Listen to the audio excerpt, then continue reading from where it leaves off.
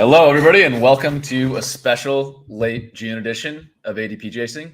Today, we're joined by special guest Jack Miller, new full-time member of the ETR team, to talk all things running back dead zone, risers and chasers, and otherwise. Let's get going. This is ADP Chasing. Let's go. Pat Fryer Helmo.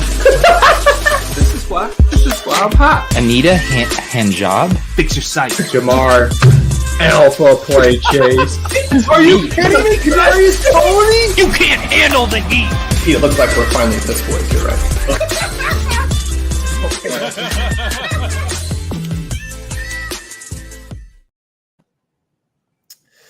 Hey, everybody. Welcome to ADP Chasing. Jack, we're really excited to have you on, and congrats again for getting that role at ETR. That's awesome stuff. How's it been working full time over there at ETR so far?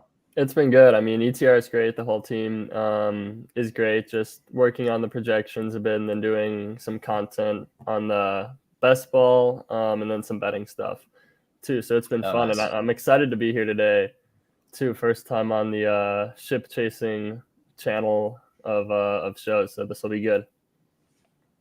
Yeah, awesome. And yeah, looking forward to it. And so you've been diving into some like niche betting stuff over at ETR, right? I feel like I've seen you tweet out like WNBA. Can require that as part of your contract. Yeah, I've gotten really into the WNBA over the past couple of years, just because it's like the summer. So like there's like, we've got 2 months till football. NBA is over. Like if you're looking to bet, you've got baseball, which I've never really been a huge fan of, and then WNBA is the only other option. So I've just been kind of doing that on the side for fun. Yeah, I guess that's probably better than tying up your money for 8 months like we do in best ball. But yeah, cool. I've been doing my fair share of that too. It's not so much an either or as much as it is a both situation. Yeah, that makes sense. Pat, how's your weekend? You still in slow draft hell, or have you escaped from that yet? No, I mean I'm still deep in the slow draft weeds. I will say that it has not been as bad as I thought it would be. You gave me these horror stories about the big board, but the big difference is that you entered slow drafts days before the NFL draft when they had to set it down to a 1 hour clock just to get all the drafts done in time before the draft. I'm sitting here in June, there's a nice little 8 hour clock. Goes to 11 hours in the evening. I don't have to worry about it. I'm on the clock right now and probably 50 drafts. Mm-hmm. But I took care of the ones that were under 4 hours. So I have a nice long podcast today and I'll get back to it later. I've been doing the star trick, where I star the players of the teams that I draft, especially in the early rounds. I did that as a present for myself, for my late June self, and it's really paid off in a big way because then I can go in there, I can see, I got a correlated guy right here. It's much easier from the desktop when you're doing like 120 slow drafts at once. That's another pro tip right now. Yeah, Pat reference. I entered 100 of the super flex drafts in the 2 days before the NFL draft, so they all closed pre-draft, which is just like an absolute nightmare. Because once the really bad thing is once the clocks start ticking down, I think it got down to an hour per pick, and I was in 100 drafts. So I'd wake up in the morning and have like 5 minutes left to pick in like 20 drafts, and be like, "This is just that's the thing." At DraftKings, I was in like a handful of slow draft, like 5, and that was way more stressful than being in like 120 slow drafts on Underdog because it's just a straight 8 hour clock. So, if you go to bed, you sleep 8 hours and 10 minutes, you might miss like a pick on a $500 best ball team. You don't want to do that. So I don't think I'm going to do any more DraftKings slows. Hopefully the fast will feel a little bit more regular because I'm trying to get more action down over there. But Cobra Kai saying that slow drafts are so boring. When you do enough, then you're basically always on the clock. So it's almost like, you can sit there for an hour and just draft picks like constantly. You have to familiarize yourself with all of the teams, which can be a little difficult, but it's like sometimes it's like more action than being in a single fast draft. You know, you're almost multi-tabling at a certain point in slow draft degeneracy. Jack, do you have a slow draft versus fast draft take? I definitely prefer doing the fast drafts. Like I'll have a couple times every summer where for whatever reason I'll like think it's a great idea to join like 30, 50, however many at once, and then like I'll get to like round 8 and I'll be super bored. But I mean I'll probably do that again just because it's like a you know, it's like a, for whatever reason sometimes I just get the urge to mass enter, and so I'll do that, and then, you know, a week later I'll hate myself. But generally, I think I prefer the fasts. I haven't done a single slow BBM, and I don't plan to. And I had to do the slow Bulldogs because they were only slow. But for the most part, anything, 25 and up, I prefer to do fast. But for me, it was a puppy strategy. How do I get 150 of these puppies in? Yeah. I mean, it's undeniably like a plus EV strategy when those snapshot tournaments are about to close, and then you get an extra. How long do these last? Like a month, the slow drafts, or I don't know, a couple weeks at least. I like think they last like a month. Yeah, almost. An extra maybe 3 month weeks. Of information, kind of like it's kind of like I don't doubt that it's an edge, but I've already been through the pain. I know that the clocks aren't going to change, but that was like what's the analogy? Like your parents get you smoking a cigarette and they forced you to smoke the entire pack at once. Like listen, I'm a hardcore smoker now. This backfired, mom and dad. I'm going to do this again. Yeah. I cannot emphasize enough how important it is to use the star trick in this. Like you have to, like when you like fire off like 50 slow drafts at once, it's a blast because you're getting like, you're picking in the first round, like in a million drafts at once. And you're just like, click, exit the draft, pick, exit the draft, pick, exit the draft. Don't do that. Don't do it. It's so fun to do it, but don't do it. Pick, star the team, star the opposite team, exit the draft. Way less fun, but you will thank yourself later. Yeah, that's something I could definitely be better on. I do agree with the like snapshot tournaments, the slow drafts. I've only done like a couple best ball mania drafts so far because I'm waiting until like August, and then I'm gonna. Oh damn! And then I'm like gonna 43 deep right now. I'm planning to because Leone had that the best ball manifesto, and it showed like that doing it later is better. A lot of that is like the dead player, so I've just been waiting on my best ball mania teams, and then I guess I'm gonna be like trying to crank out a bunch of fast drafts in August, I think is my plan. Yeah.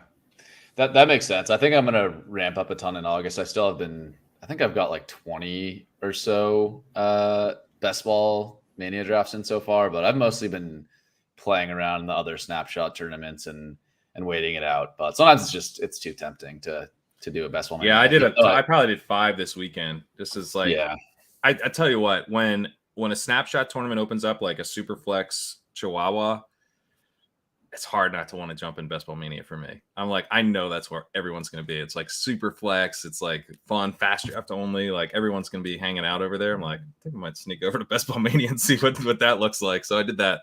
I honestly did that like 5 times. Got some really interesting teams. I did 2 McCaffrey. I think it was McCaffrey, Pollard, Brees starts that I did 2 of. Crazy. That just like, I don't know. This is not going to be around in August, right? That's what I've been saying since like these things opened up in May. And the running back, it's funny. The running back ADP has stayed. I think maybe they've crept up slightly, but I'm with you. I don't think that'll be a thing in August. It's also the type of thing we're going to dive into this because Jack wrote an awesome article on the running back Deadzone and how it's shifted over the last couple of years as ADP has shifted. But it is the type of thing where I would be much more hesitant to do that start. Like if there was no Chihuahua Superflex, but my hope is that there's just like enough of like kind of the wide receiver bros over there that I won't get absolutely punished by the room for going with that start. And then I think I kind of pulled up. Unfortunately, both drafts, Kittle fell all the way to the 6th round. So I only had 3 wide receivers through 7 rounds on both teams. But that's the big question right now is can you take advantage and go like hyper fragile and take advantage of like really interesting running back prices early in the draft, or Are you better off grabbing one, maybe hitting the old dead zone, as Jack writes about in his piece, that being a little bit more interesting? There's like it makes it definitely like hard to know what to do at every point in the draft, which makes it fun. Yeah.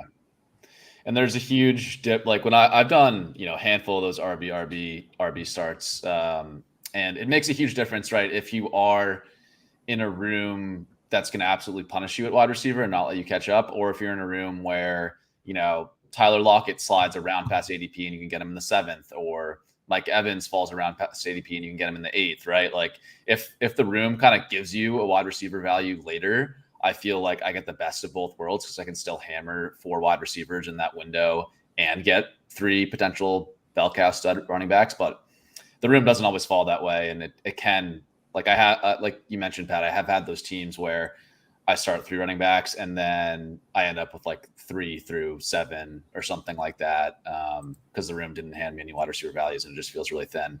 But anyways, yeah, let's dive into Jack's article. So for those who aren't familiar, definitely I posted it on Twitter. You can find it on Jack's Twitter as well, but it's on Establish the Run.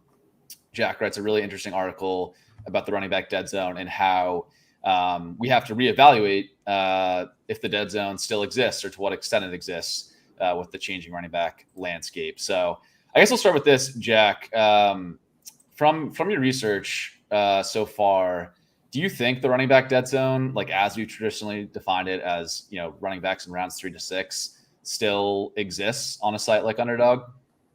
On Underdog, I think it's kind of tricky because like all the data we have is for a completely different like ADP environment. But if I had to just say yes or no, does it exist to the extent we've seen in previous years? I think I'd say no because of how depressed running back ADP is and the half PPR format over there. Yeah. Is it possible that it exists and it's just rounds 5 to 7 instead of rounds 3 to 6?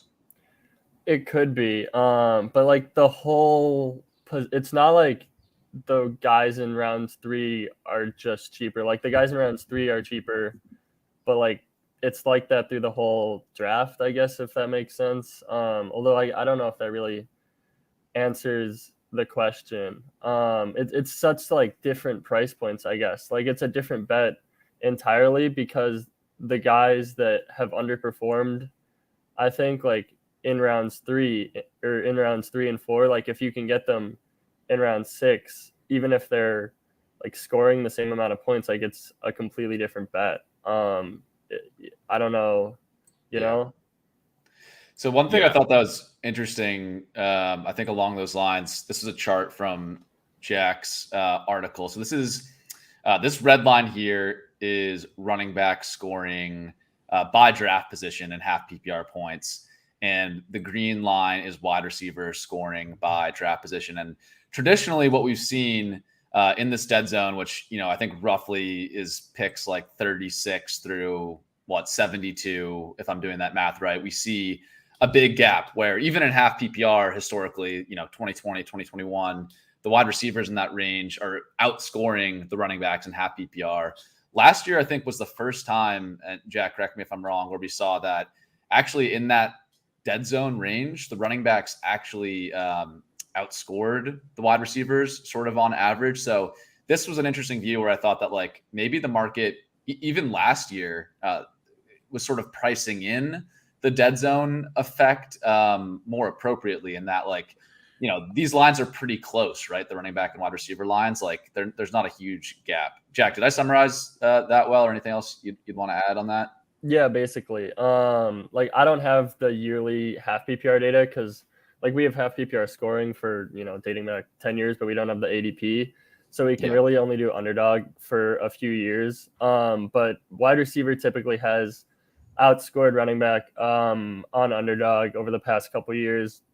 And in PPR, it's been like a huge difference. We're in rounds 3 through 6. Like the blue line is way higher than the red line. And there you see the PPR version, and even that is like so much less pronounced than it was in previous years. And part of that is that it was a good scoring year for running backs in this range and a bad scoring year for receivers in this range, which is, you know, kind of just like year to year variance. But I think when you like pair that with the fact that RB ADP is so different than it was 3 years ago, and this year, like looking at this half PPR chart, like running backs outscored wide receivers last year, and now running backs are all like around cheaper. So when you kind of like put those things together, it kind of like begs the question of does this exist anymore? Can we? Yeah, So I just sent you a link, Sam, for a tweet that Hayden put out, because I think what's so interesting about this is like, okay, so this data would lead us to think that we're coming off a year in which it was really good to draft at least one running back through the first 6 rounds, but it's the exact opposite. It was optimal to have 0 running backs through 6 rounds last year. And per a chart that I just put in the private chat here for you, Sam. Yeah, let me try to share that. Sorry, 1 second. Second best was 1 running back. Third best was 2 running backs, and so on. It never flips. The fewer running backs you had through those first 6 rounds, the better last year. And so even though wide receiver prices were more expensive, and you could say that was incorrect because they didn't score as well, it was actually quite powerful to have very few running backs through the early rounds last year. So what are your thoughts on that? Because it's kind of like hard to square those two things. I don't think that the answer, because running backs are still like such a higher risk investment than receivers. With, you know, the injury risk, like some of these guys in rounds 3 through 6, like don't even have a secure hold on their job the whole year. So I don't think like the answer to the running back dead zone going away potentially is like to start going robust RB and loading up on running backs. I think like in the past few years, and you've written about this with bimodal or whatever it's called nowadays, is that it was a good, like the running backs in the first 2 rounds previously had very high bust risk, but their ability to have like legendary upside was just absolutely off the charts. And so I think maybe with the depressed running backs ADPs in rounds 3 through 6, the answer isn't to just like load up on running backs all of these rounds, because there's so much evidence showing that wide receiver heavy starts are good. I think maybe it's just, instead of being like you get your 2 running backs or your 1 or 2 running backs in the first 2 rounds and then you just pound wide receiver forever, maybe the answer is, you know, focus on receivers in the first 8 rounds, but you can sprinkle in a couple running backs like wherever you want, as opposed to if you don't get 1 and 2 rounds, you're just going full on 0 RB at that point, if that makes sense. Yeah, I like that a lot. I think that's kind of like how I'm thinking through this. So it sounds great to me. Yeah, because it does feel like the issue that we have in current draft environments is that wide receivers, they've gotten even more expensive than last year. You had a really interesting chart in your article. I don't know, Sam, if you can pull that one up, that was showing the baseline underdog ADP and then DraftKings in comparison to that, and FFPC, which is just like looks crazy in terms of how much later the wide receivers are going compared to underdog on FFPC, which is a full PPR format. That's, as you note, that's somewhat because tight ends are pushed up in a tight end premium format as well. But we have this wide receiver pricing on underdog that's really unlike anything we've ever seen, especially for a half PPR site. And that creates value. It almost has to create value at running back, but it also creates a situation where, you can get like fully locked out at wide receiver and can happen very quickly. And so like there's this push pull of, I want to go get these running backs. I want to take advantage of these types of starts, but then, okay, I've done that. Like I mentioned this McCaffrey Pollard Brees start that I did twice over the weekend. On one of the teams, my top 4 receivers are Terry McLaurin, Chris Godwin, Michael Pittman, and Brandon Cooks. It feels pretty gross. Like maybe I can get there if those running backs are absolute studs, but it can like get away from you pretty quickly at wide receiver. So that's just, I don't know. It just makes drafting really interesting right now. So I wanted to say one thing on this Hayden chart, and let me try to share it again. Sorry, I was having some internet issues for a second.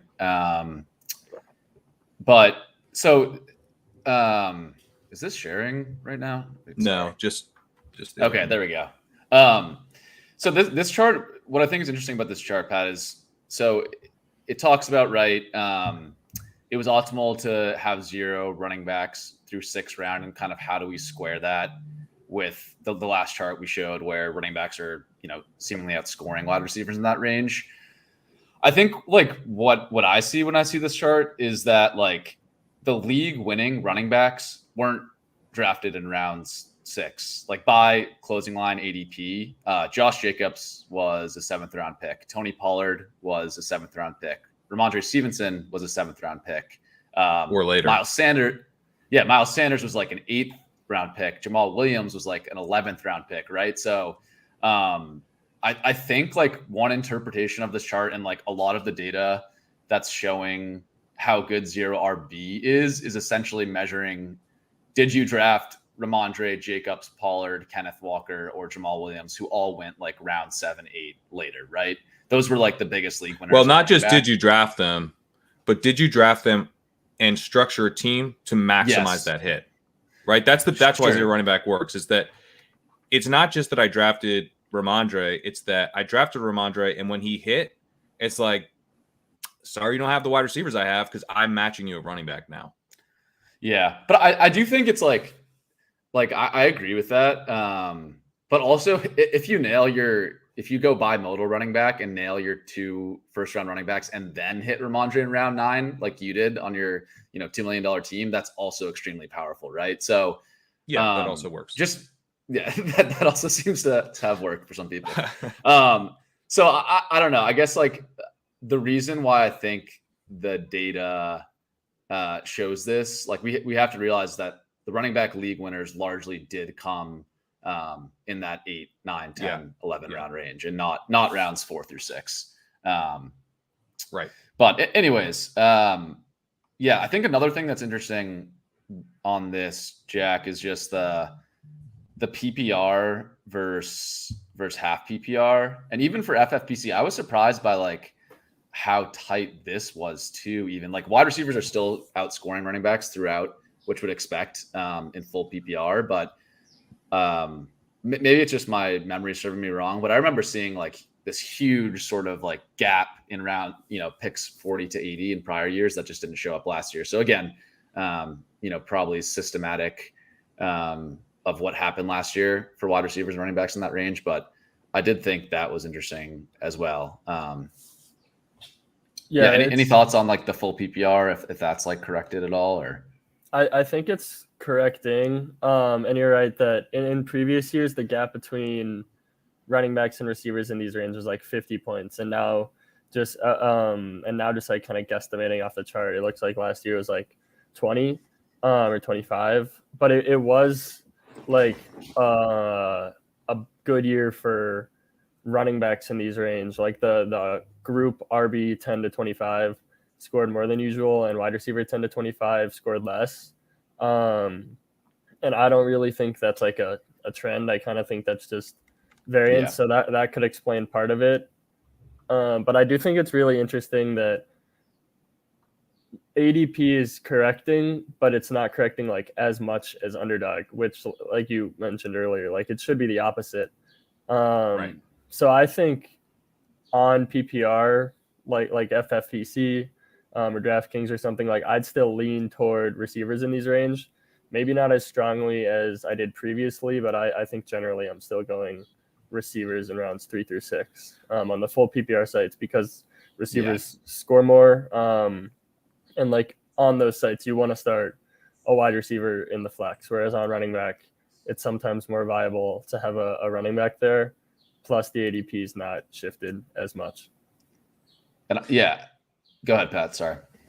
Well, I just want to ask you, because one of the reasons that the running back dead zone has been such a key thing to avoid in recent seasons, which you highlight in the article, is that if you were taking running backs in the dead zone, you're taking these profiles that we were kind of systematically missing on that you talk in the article, like when you compare some of Blair Andrews' work, like when you look at ADP versus the expert consensus rankings at Fantasy Pros, there was sort of this like consensus bias or whatever. Like we were just missing on these running back profiles in the running back dead zone, like systemically.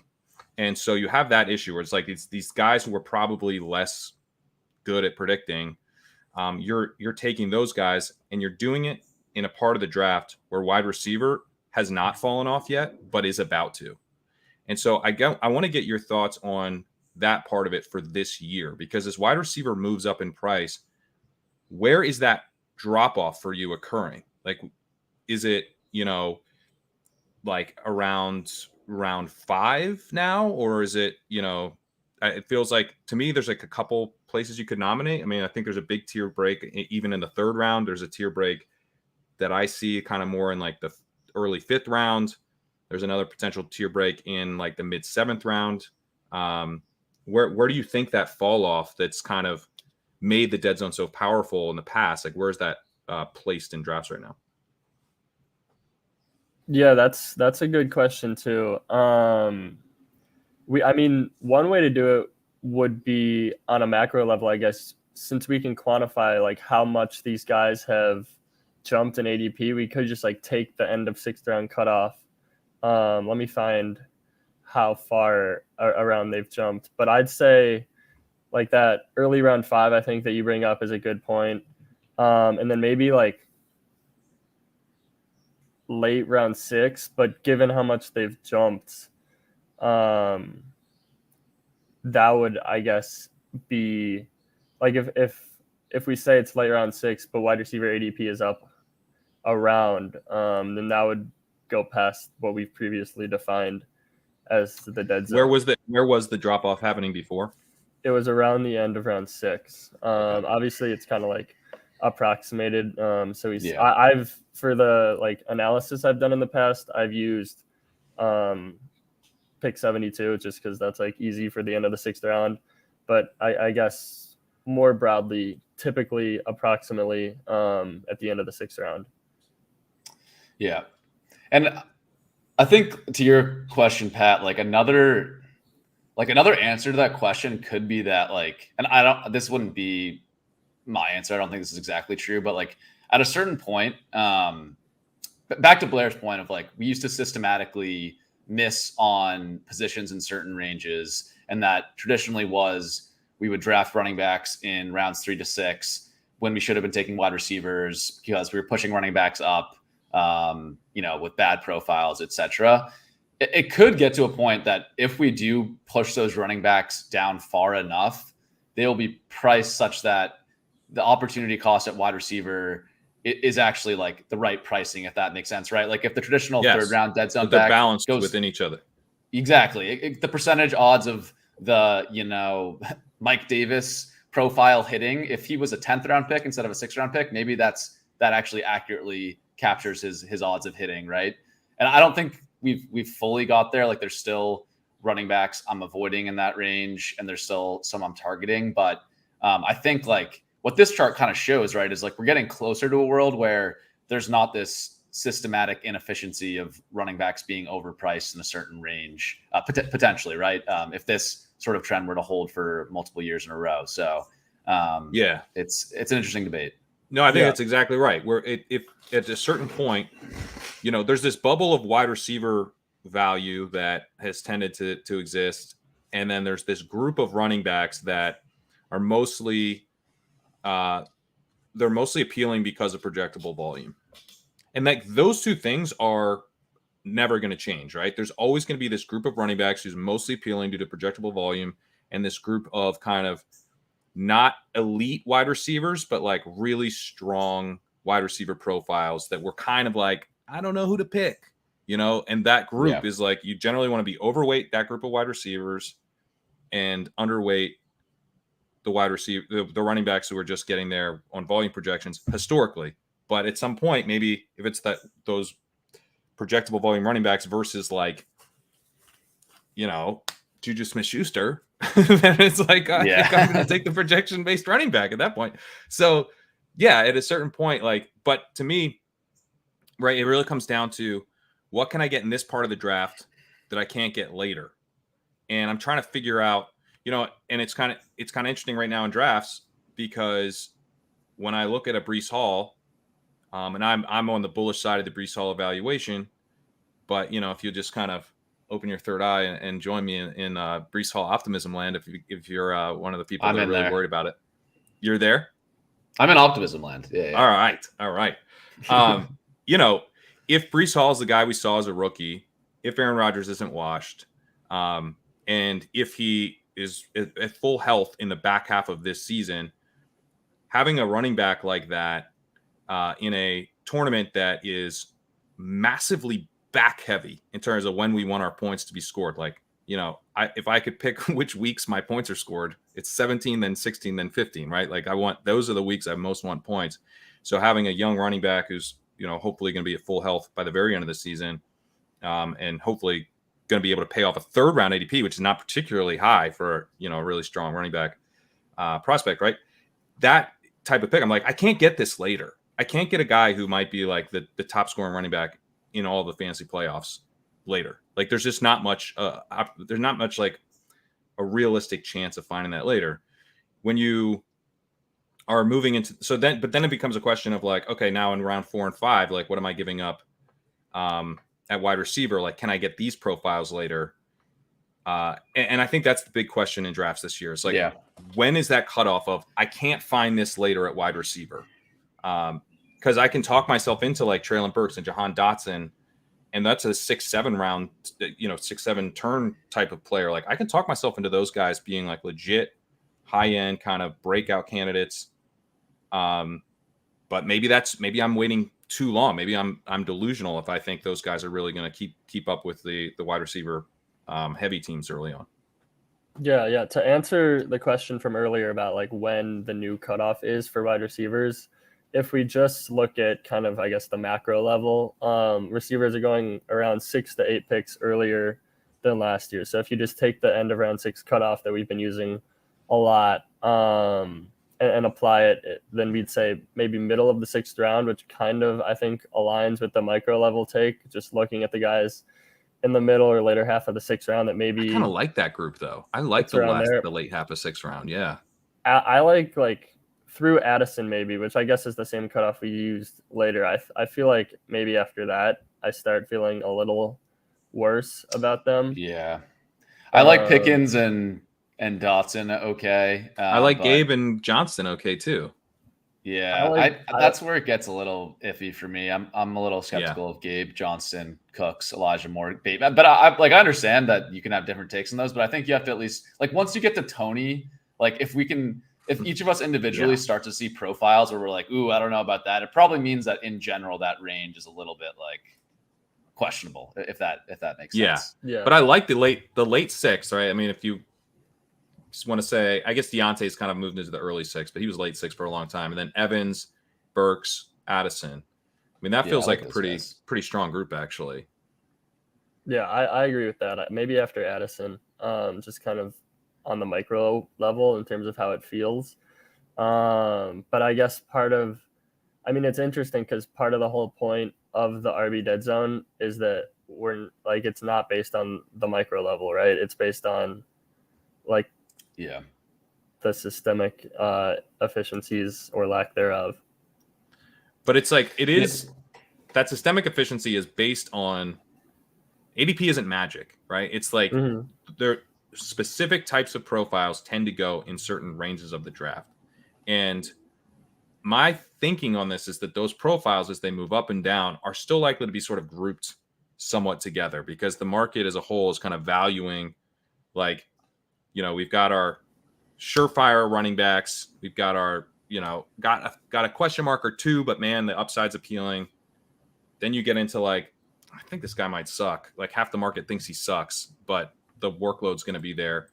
And like, to me, that's Najee Harris, like half the market's like pretty much out on his profile. And so he, to me, signals sort of the start of like the traditional dead zone. And it's at the very end of the 3rd round or the early 4th. So it's about like trying to find that pocket of the draft, which still is going to exist, and then trying to figure out if those prices relative to what you can get at the other positions are still too pricey. Yeah, so I got to point off that, Pat, that exactly kind of transitions into where I wanted to go next. This chart here, I wanted to sort of show. So we talked about how 2022, the ADP was different. Running backs were priced down a little bit, and it kind of like things kind of smoothed out between wide receiver and running back scoring. I think we now have to look towards 2023, where there's been another, like 2022 was already a pretty big shift in ADPs. Now we have an even bigger shift in 2023. So this is just looking at running back ones on Underdog for the last 4 years. And to me, this chart is incredibly striking. Like the RB7 this year, Tony Pollard, which is one of the sort of bright green lines in the 2023, he's going later than any running back 12 went over the last 3 years. And these were guys like, I don't know, Kenyon Drake and some of these running back profiles. These were terrible picks for the record, mostly. They were terrible. Well, terrible, but it was also like Jonathan Taylor year two was around running back 12, right? Like, so there's definitely. Was he really? Was he running back 12 that year? That's crazy. I don't think that can be. I think he was. He was an early second round pick. He was 8 to 12. He was the running back. He was running back 9 by closing ADP. But that's the thing, right? The running back 9 used to be 1-2 turn pick. Now the running back 9 is like a mid third pick. So yeah, that's kind of the point of this chart. And the question I have for you guys is like, I think the big thing to figure out, right, is like, are this year's running back profiles like uniquely bad, and that's why they're being priced down? Or is there just like this systemic anti-running back bias based off like, you know, people's perception of the data last year that's driving these things down? I don't know that it's fair. I would just be careful about calling it a bias, because we are coming off a year where running back ADP was down significantly, and the move was to avoid running backs early. So like it is possible that the market has just been drafting these backs like too early for a very, very long time. And it could be the case that going zero running back this year is now a bad idea. But even if that's true, I think that hero running back could be the way to go. You know what I mean? That diving in, like that hyper fragile still might have a hard time in this environment because of how gross it gets at wide receiver when all the wide receivers are priced up like this. Yeah. Jack, do you have any thoughts on if like this year's running backs are uniquely, this year's running back ones are like uniquely worse than they've been in years past? I don't think like overwhelmingly so. I mean, I was kind of like leaning toward yes, but then like Pat brought up like Kenyon Drake, and these are the guys that were going in the first round like only a couple years ago. So I think it's to Pat's point, I think it's like a correction, because I think there's a lot of data showing that the more wide receiver heavy starts have been optimal, and so people are, you know, naturally shifting toward that. But I guess the question is like if we've trended into like overcorrection territory, because this chart is pretty jarring. So maybe there is an argument that the running backs this year are slightly worse, but I don't think. Yeah, I mean, I don't really think they're overwhelmingly worse, such that it would justify a change of this extent, I guess. Yeah, I don't think so either. I mean, sorry, Pat, go ahead. Do you have thoughts on that? Yeah, I have some thoughts. So to me, the profiles are, I think the profiles through like, you know, 8 through 11 are not really any worse. When you look at, let me pull up the ADP. So like Jacobs, Henry, Pollard, that grouping, Brees. Yeah, like Pollard. So if you go down from running back 7, Pollard, Henry, Stevenson, Jacobs, Hall, and Harris.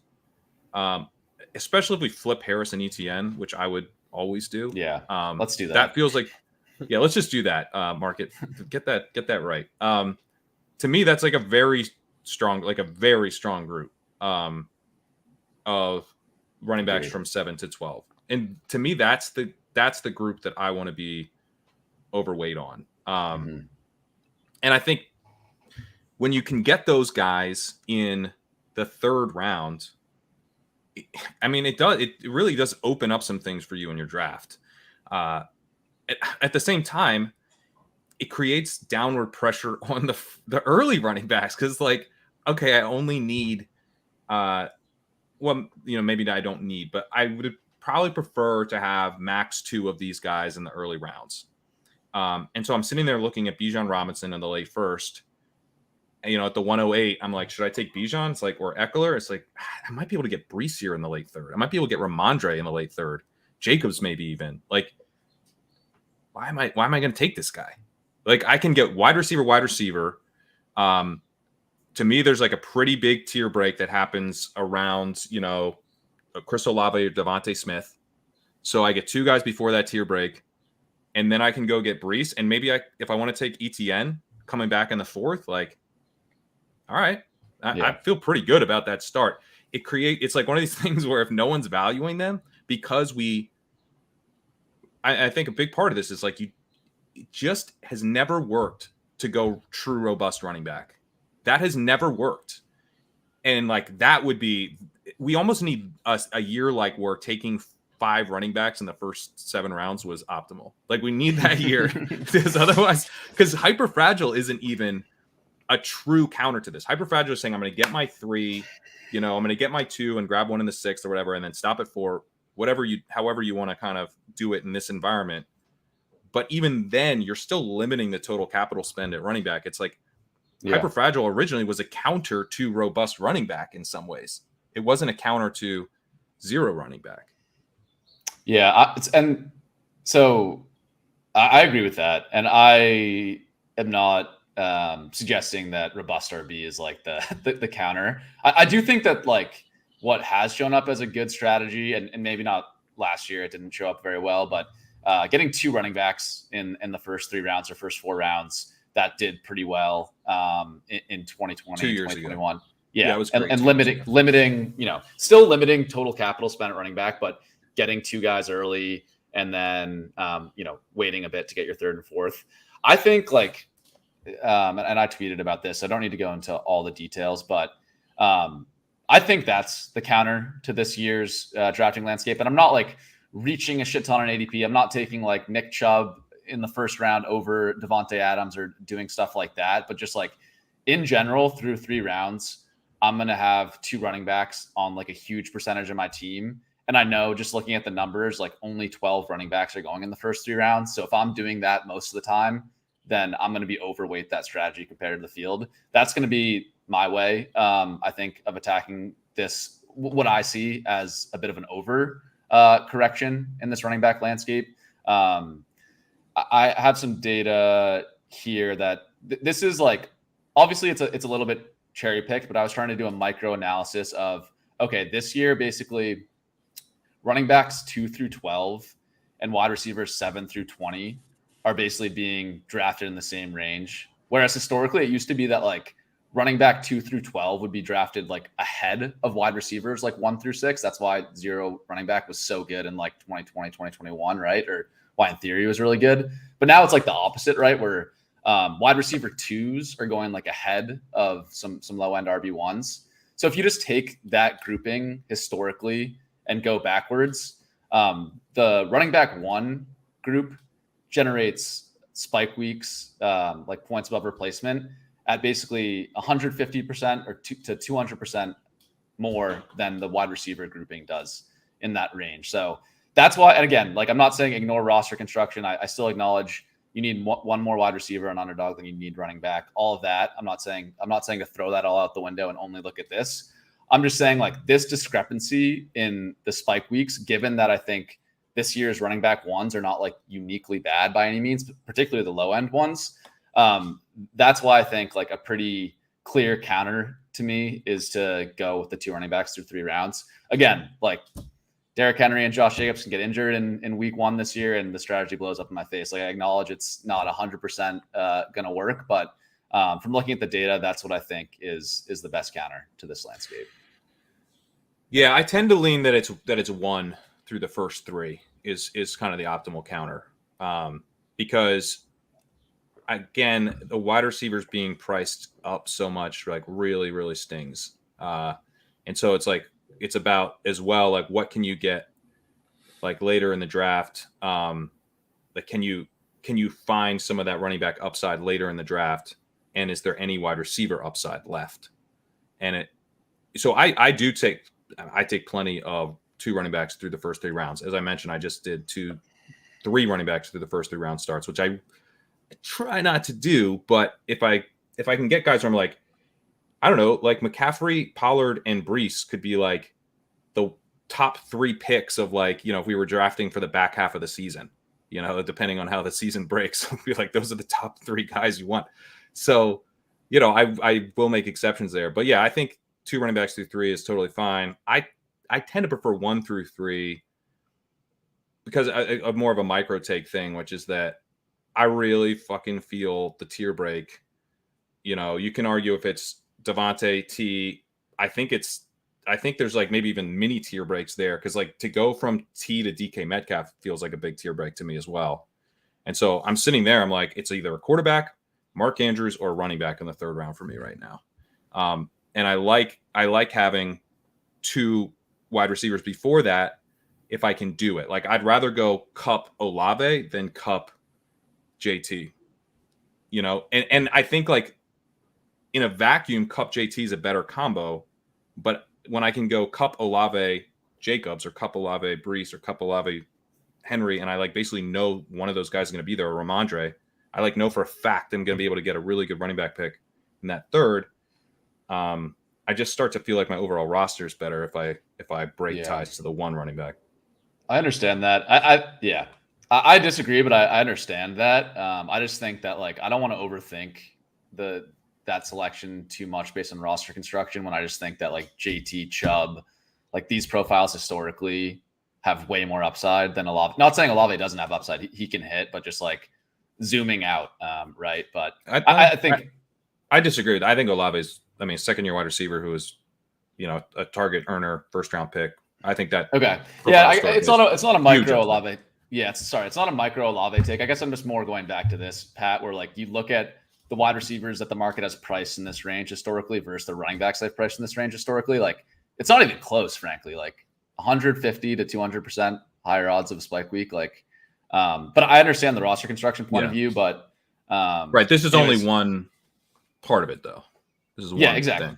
Yeah, it's one thing, but I just think that big of a discrepancy in the odds of a spike week, I'm going to say I'm going to like maybe take the minor hit to the roster construction argument and figure out wide receiver later and like just take the archetype of player that historically has gotten, you know, spike weeks at a much higher rate. But Jack, curious what your approach has been through, you know, let's talk early round roster construction. Do you have like a preferred through 3 round strategy on Underdog? Or are you kind of mixing it up, or how are you treating it this year?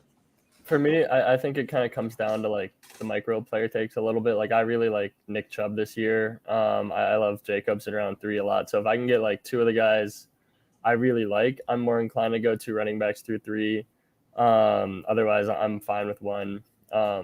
Like Pat mentioned, I do think this year compared to last, I can be more fluid because I feel like in previous years with the dead zone, it was almost like a checklist of drafting. Like you would the first 2 rounds, I'd get like 1 running back, sometimes 2. And then I was literally just almost thoughtlessly drafting wide receivers. Whereas this year with things so different, I'm more willing to just take both positions and take the value where it lies because the price points are so different. And then, I mean, I guess there's also something to be said for if we think this is a correction and not just like a crazy bias that people have because we've seen that, you know, wide receiver every starts have been so good.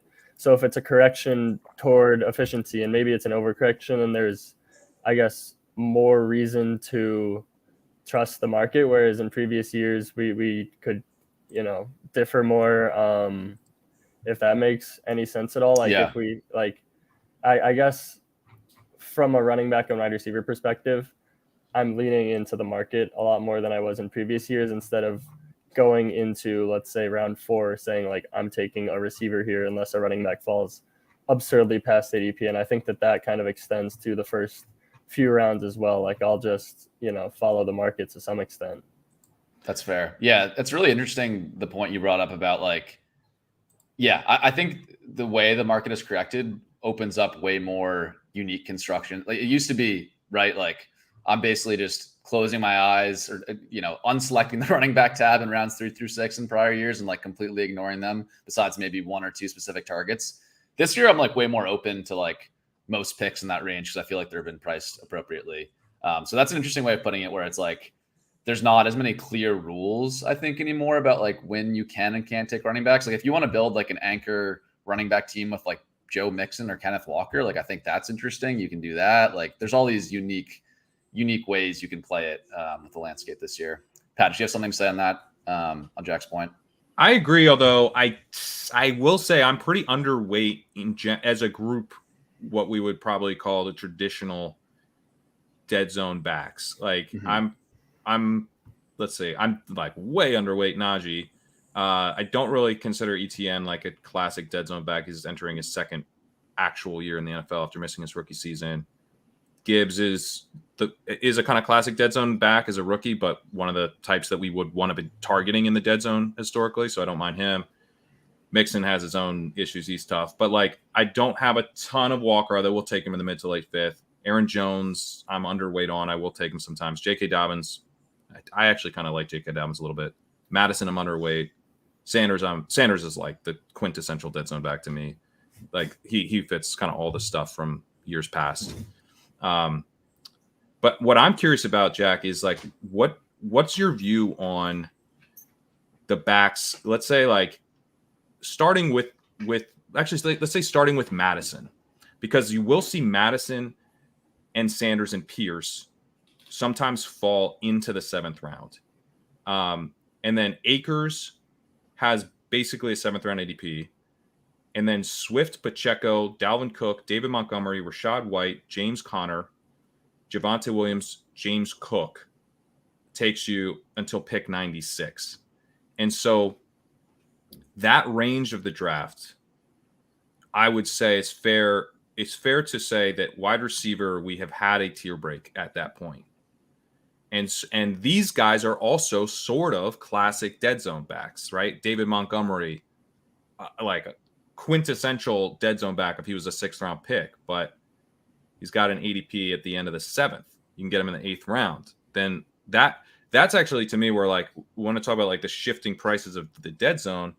This is the part of the classic dead zone that I'm kind of eating up the backs in. I'm sort of still passing. Again, I will take Jones and Dobbins and those guys sometimes, but I'm like underweight the group of running backs that's still falling in like the end of round 5, but I'm pretty overweight the group of running backs that's actually like falling into, round 7, 8, 9. Yeah, I guess my question for you then would be, if we're kind of comparing the market to where it was in previous years, do you think that like Miles Sanders in previous years would have had the same ADP that we're comparing? So then, like, I think it would have been like a 4th round pick. So then, like, even though he has the classic dead zone like archetype, I don't have like an answer to this, but how can we be sure that like him in the 6th round is bad, right? To me, it's less about Sanders specifically, and more, and like the archetype specifically, and more about what's happening at wide receiver. So it's like my bet is that wide receiver hasn't fallen off yet, is really what it is. Is that the opportunity cost remains high. My gut feel is that the opportunity cost remains high when I'm looking at Sanders compared to the wide receivers around there. And that the way I've constructed my teams, especially if I've built the way Sam builds and gone 2 in the first 3, like I don't even know that I have the flexibility to take Sanders over the wide receiver in that range. Like I kind of have to take the wide receiver there, is the way I think about it. So that's like why I'm shying away from Sanders, even though I do agree. There's probably maybe even like a 2-round, maybe even a 5th round pick, but I would say at least a round discount relative to this like 2019 ADP. Yeah, for sure. And I think that makes sense. I agree with you on Sanders from a micro level. I just feel like less certain in that because the price is so different. But I do agree with you that I feel a lot better taking these guys later. Like David Montgomery, I think is a great value right now, and other guys in these range too. Connor is no one challenging him. He's old and he's on a terrible offense. But like zero running back. Sam, you talked about earlier how you could get like these amazing wide receivers in the early rounds in like 2015 or whatever, which was definitely true. But what then you were left with is like committee backs in like round 7. You were like taking guys that we are now taking in like the 10th round or the 11th round, or even like the 12th round sometimes would be like your RB2. And so like it does feel to me like, as much as James Conner comes with all sorts of risk and could be a total disaster, I'm like, that's a profile that has not been priced like this historically. Yeah, I agree with that. And like I have brought up that, and I'll show this chart here, that like once you get to a certain point, at least relative to last year, again, reminder, last year running backs were still priced down, but at least relative to last year, once you get to running back like 33 to 49, the prices aren't that much different. But Connor is squarely in the range where the prices are heavily discounted to last year. So I agree with you, Pat, that like this was the range to take running backs. Like even if they were the same prices as last year, you'd be like, great, this was what worked. So yeah, I'm with you that like, and maybe this is where we differ, where like I do a lot of builds where I go 2 running backs through 3, and then I hammer wide receiver. Maybe I take 4 rounds 3 through 6. Is that right? Yeah. And then I get to round 7 and 8. And if I'm staring at like David Montgomery or James Conner, I'll tack them on as my running back 3 in round 8. And I think that's not that different from what you did on your Best Ball Mania team, right? You took Ramondre probably in the 10th instead of the 8th, right? Yeah, but I mean, if you want to talk about like converting it to auction dollars, if you were to go, wide receiver, running back, and then grab a running back around 8, like you probably even spent less than I spent on my running back start and then running back around 10. So it's like, and I think we need to start thinking about things like more like that as things start to get shifted around. Like it's not going to be as easy as running back, then skip the running backs here. Like you're going to have to think about things more like budgeting in terms of this pick is worth this amount of dollars type of thing. I think exactly. I think it requires much more creativity than we've had in the past. And again, just to finish my point, I think like the pushback I get a lot of my strategy of 2 running backs through 8, it's like, you can't get any running back values later. It's like, well, I don't know. If I hammer wide receivers of 4 of my next 5 picks, and then I'm looking at Montgomery in round 8, I'll do that. And then I'll build out, a later round quarterback and later round tight end strategy. Like, I don't think it necessarily precludes me from getting to those. I understand that like, I probably on average, like can't take advantage of the running back values later as much, but I think I can still get a running back in that range, even if I go too early. I have to be careful about how I do it, but it's you willing to go, let's say running back, quarterback, or running back, quarterback, running back? I have done that, and I treat that pretty similarly. Where then in my next 4 or 5 rounds, I'm getting wide receiver almost every round, unless something crazy happens. Right, like someone falls way past ADP. I am willing to do that, and I have been. This is a whole other topic of conversation. But yeah, the 3rd round quarterbacks, once all the running backs are gone, are great. Yeah, I think it's a huge part of this conversation though, because outside of Lamar, who I take a lot of these days.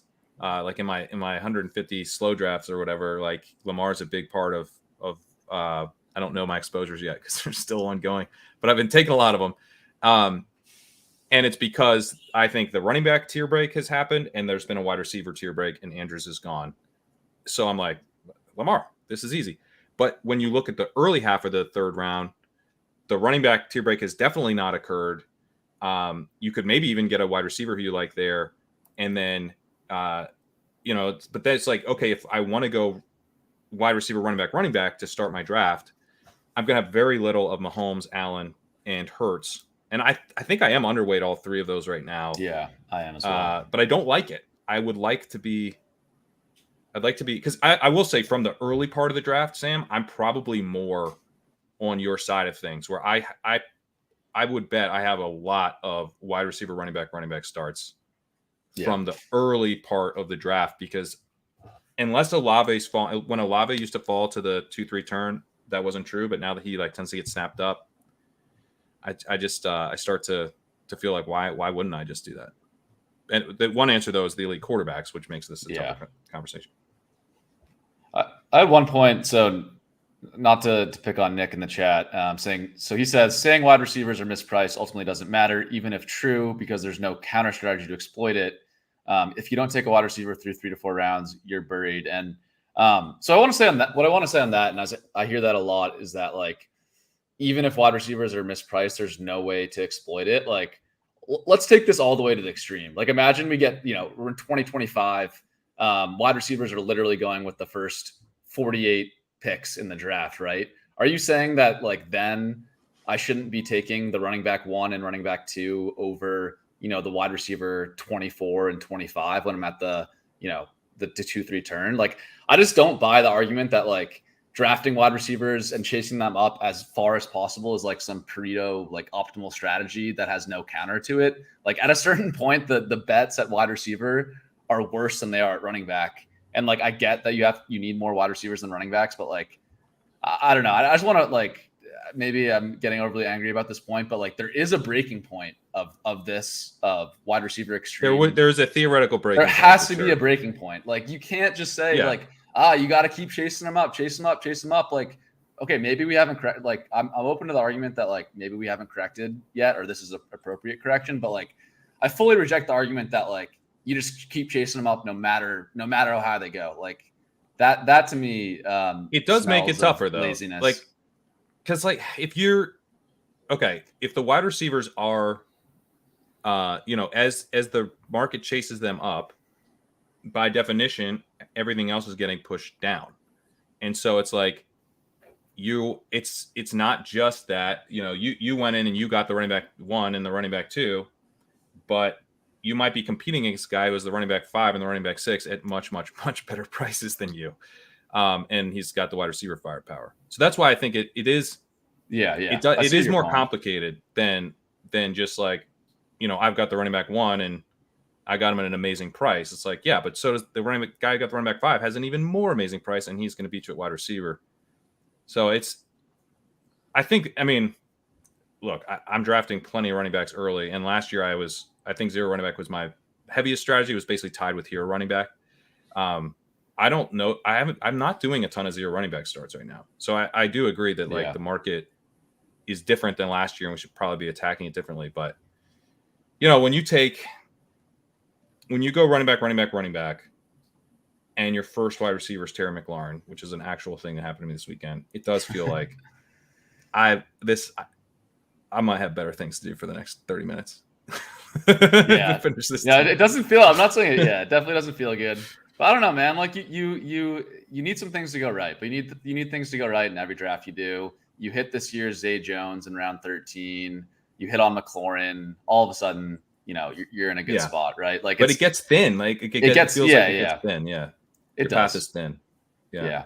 But I think the reason to do it, right, is that the upside at running back is so unmatched. You can't. This is the whole legendary running back concept, is that you're not going to get from DK Metcalf is not going to give you what an ultimate hit from Josh Jacobs, Ramondre Stevenson, Breece Hall.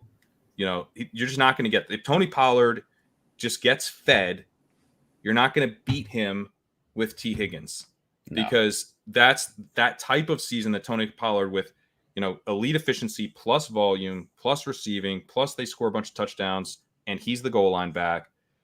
That type of season is not available at, a second round. You could say maybe it's available from Justin Jefferson specifically, but or Cooper Kupp or Jamar Chase, but it's not available from the wide receiver in that range. And if you were to happen to hit on 2 of those seasons and a healthy, solid season from the third running back, like you're not going to match everyone at wide receiver. You aren't. But like at that point, like they're not going to match you at running back.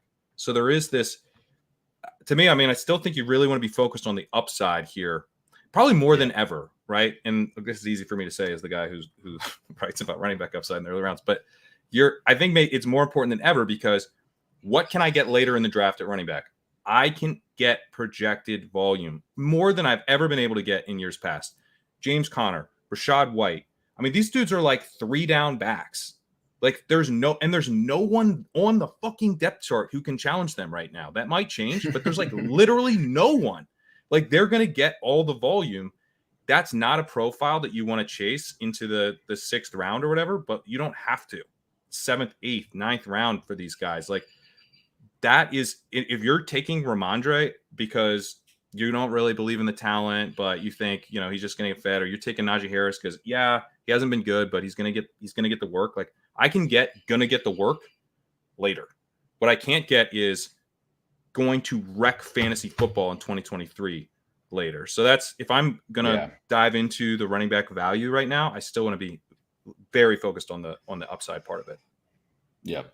And I got one last bit of running back propaganda to Pat's point about running back upside. So this is Derrick Henry, the guy who the stats nerds every year say, he's not going to do it. He only relies on carries.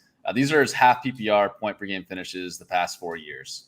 17.9, 23 in that 8 or 9 game stretch in 2021, 20.2, and 19. So you take the average of those 4 seasons, that's 20 half PPR points per game over the last 4 years. There have only been 2 individual wide receiver seasons in the last 4 years that have been higher than that. It was Devontae in 2020 and Kupp 2021. Besides that, no wide receiver in an individual season, not the average of their seasons, in an individual season is beating Derrick Henry's 4-year average in points per game. So that's just a point of like, at some point, if that running back profile, and I'm not talking about Derrick Henry this year and his age, I'm just talking about like the upside that you can hit at running back. If you hit that upside at running back, like good luck matching it with like the wide receiver 15. That's all I'll say. Yeah, that is the thing you can't match. Yeah. And now do Derrick Henry versus the Texans. I love that comment. It's probably 35 PPR points or something ridiculous. Yeah, if honestly, probably is. All right. The first DPP win was Derrick Henry versus the Texans. Double stacked Watson with Henry coming back. Yeah, he puts up points against the Texans. Jack, and he gets them twice in week 15 and 17. This year. Yeah. Oh, does he really? Yeah. Oh. Davis paid Jack to say that on the show. He had to get it in once per show. Okay, this show is called ADP Chasing. We're an hour and 7 minutes in. We have not chased any ADPs. The ADP away. The ADP. We have not caught the ADP. I will say, keep listening to the show. Don't turn it off. Not the most exciting ADP movements this week. We're talking Paris Campbell again for some reason. We're talking Brandon Aiyuk continuing to move up for I don't know what reason. But let's start with Paris Campbell. He is the biggest riser by raw ADP by quite a bit. He's up 20 spots to pick 182. Jack, I'm curious how the ETR team and you are treating this Giants wide receiver situation. What do you think of Paris Campbell? What do you think of the Giants wide receivers? Yeah, with the Giants receivers, we're kind of just like throwing our hands up in the air and saying like, we don't really know who the guys are going to be. We did move. Previously, we had Wandale as the slot receiver, assuming it's him versus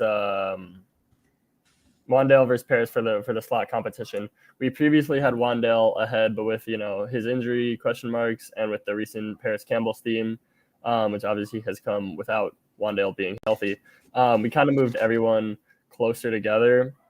I do think at this point it's gonna be Wandale or Paris, Slayton, and Hodgins as the 3 to open the season. But like with Hyatt there and with Wandale presumably working his way back to full health, like I truly have no idea who is gonna be the guy at the end of the year. And in the projections right now, I think we have like 4 or 5 guys between 8% projected and 11%. And then we've just kind of bumped guys like Jalen Hyatt up in their upside case, just because as a rookie, he has that profile where he could smash at the end of the year. How are you handling Shepard and Crowder? Do you guys expect those guys to make the team? We have them quite a bit lower. We project like everyone that's on the roster. Let me pull up the exact order. We have these guys in right now.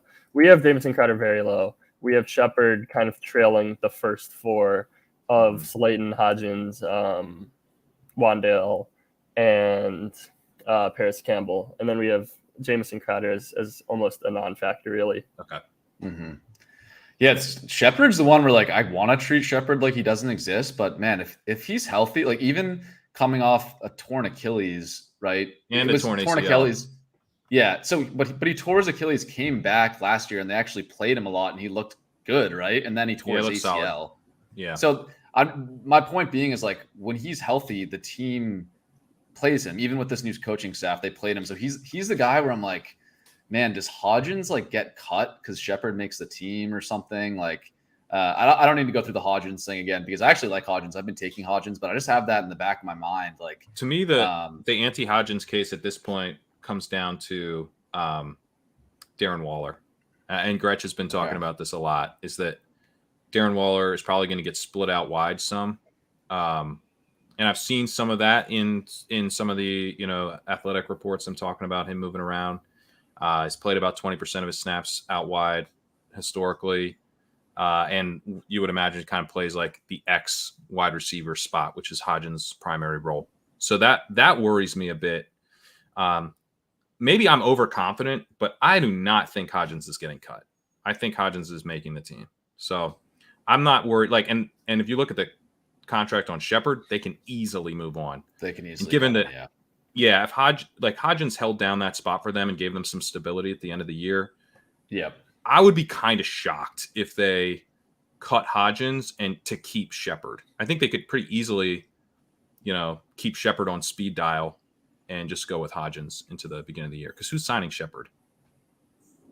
Yeah, that's fair. I just make the point of that. Like, he's been on the team for a while, and last year they played him when he was healthy. But I agree with you. It's probably like one of these things where I'm baking in like a 10% probability in my head or something, and like I'm overthinking it. But to Hyatt, I think Hyatt is an interesting one, and I'm going to jump to the fallers here. You mentioned Hyatt, Jack. He's down 12 spots, the biggest faller. And you mentioned the upside case for him. Like, sometimes I wonder if guys like Hyatt, we kind of punish them for going below expectations in the draft, when in reality, those like expectations kind of were just like in fantasy Twitter's head and like didn't really exist. Like, he's still a 3rd round pick. He had a good production profile given it was kind of gimmicky in Tennessee. The dude went for 6.207 and 5 touchdowns versus Alabama. Like, I almost wonder if he was like the sleeper prospect that didn't have 1st round buzz and he ended up going in the 3rd round, would kind of be like excited about him in like a Marvin Mims type way. But the fact that like he was supposed to go in the 1st round and then went to the 3rd, we're like punishing him for it. I mean, it's still a wide open depth chart in New York, and he has like elite athleticism, pretty good production. So yeah, curious what you guys see for the upside case with Hyatt, starting with you, Jack. Yeah, I mean, I think the upside case is that he's like the wide receiver one at the end of the season, and probably secondary option besides Waller. I mean, the reason he's falling is because of those reports that he's playing with the 3rd team offense. But I don't think that, given that he's a 3rd round rookie in June with a bunch of guys who've been in the league for a while, I don't think that that's super surprising. We had Hyatt, I think, as overvalued when he was going earlier a few weeks ago, but now we docked him a little bit, just kind of keeping pace with the market, but we are now above ADP on Jalen Hyatt, because I don't think that like the recent reports are that notable, really. Pat, what about you? I know you were also in kind of a similar position. Are you now more in on Hyatt now that he's falling?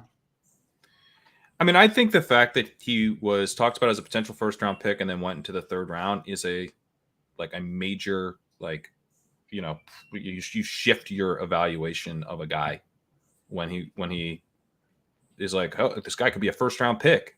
Like, if Zay Flowers was a 3rd round pick, I would feel quite a bit different about him.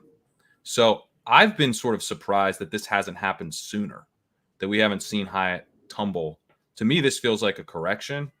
And I'm willing, like, okay, if Hodgins was a 13th round pick, Slayton was a 14th round pick, and you could get Hyatt at 177, I would be taking Hyatt a lot. But I still get it. Like, he's still like there with you. There's like a part of the draft that's now basically reserved for Giants wide receivers, and they all go together. And so I don't think he's my favorite still. He's a 3rd round rookie. He was very raw. I mean, this guy was, you know, kind of a deep threat out of the slot, out of this gimmicky offense. He's a 1-year wonder. He's an early declare, but he's a 1-year wonder. I mean, I could see him doing very little this year. I could also see him emerging as the clear deep threat and displacing Darius Slayton and looking like, you know, a smash in the late rounds. But it's not someone that I'm trying to be super overweight on right now. Like, if I want, you know, really cheap 3rd round wide receiver, I can get Josh Downs now in the last round almost. Sure. 17th, 18th round Josh Downs. So I'm kind of going more there for my free 3rd round wide receiver. You can get Cedric Tillman completely for free in the 3rd round. I mean, can he displace Donovan Peoples-Jones at the end of the season on the outside? Like, I would say those are like pretty similar likelihoods. Hyatt's got a better chance of displacing Slayton than Tillman does of displacing Donovan Peoples-Jones, I guess. But like, I don't know. You're just like betting that one of these 3rd rounders gets on the field and scores some touchdowns in the right week, I think. And I have to pay a premium still on Hyatt relative to the other 3rd rounders.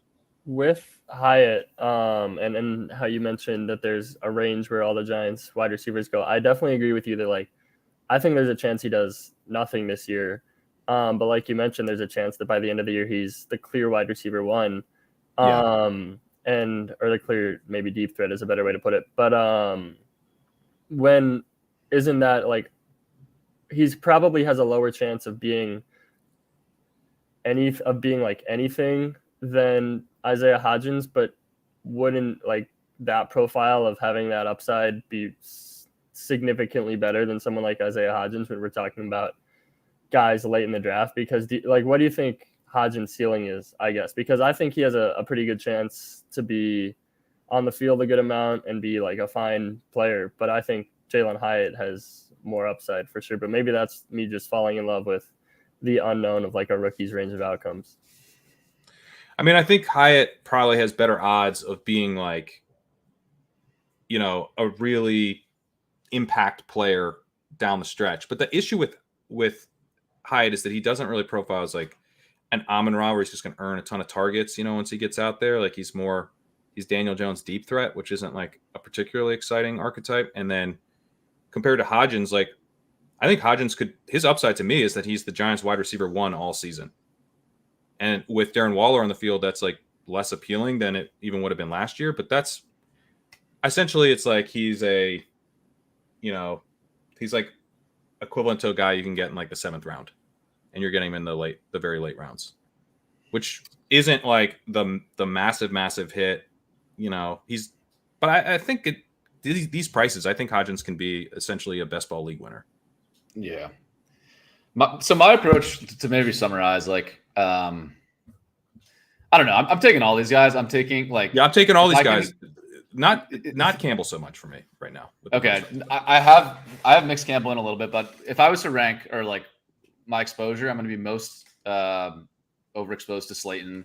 Then Hodgins and Hyatt will probably be tied next for me, and then I'll probably have a little bit of Paris. And I'm pretending Wan'Dale doesn't exist. That's another conversation. But... Well, I was too, but hey, he's going cheap now.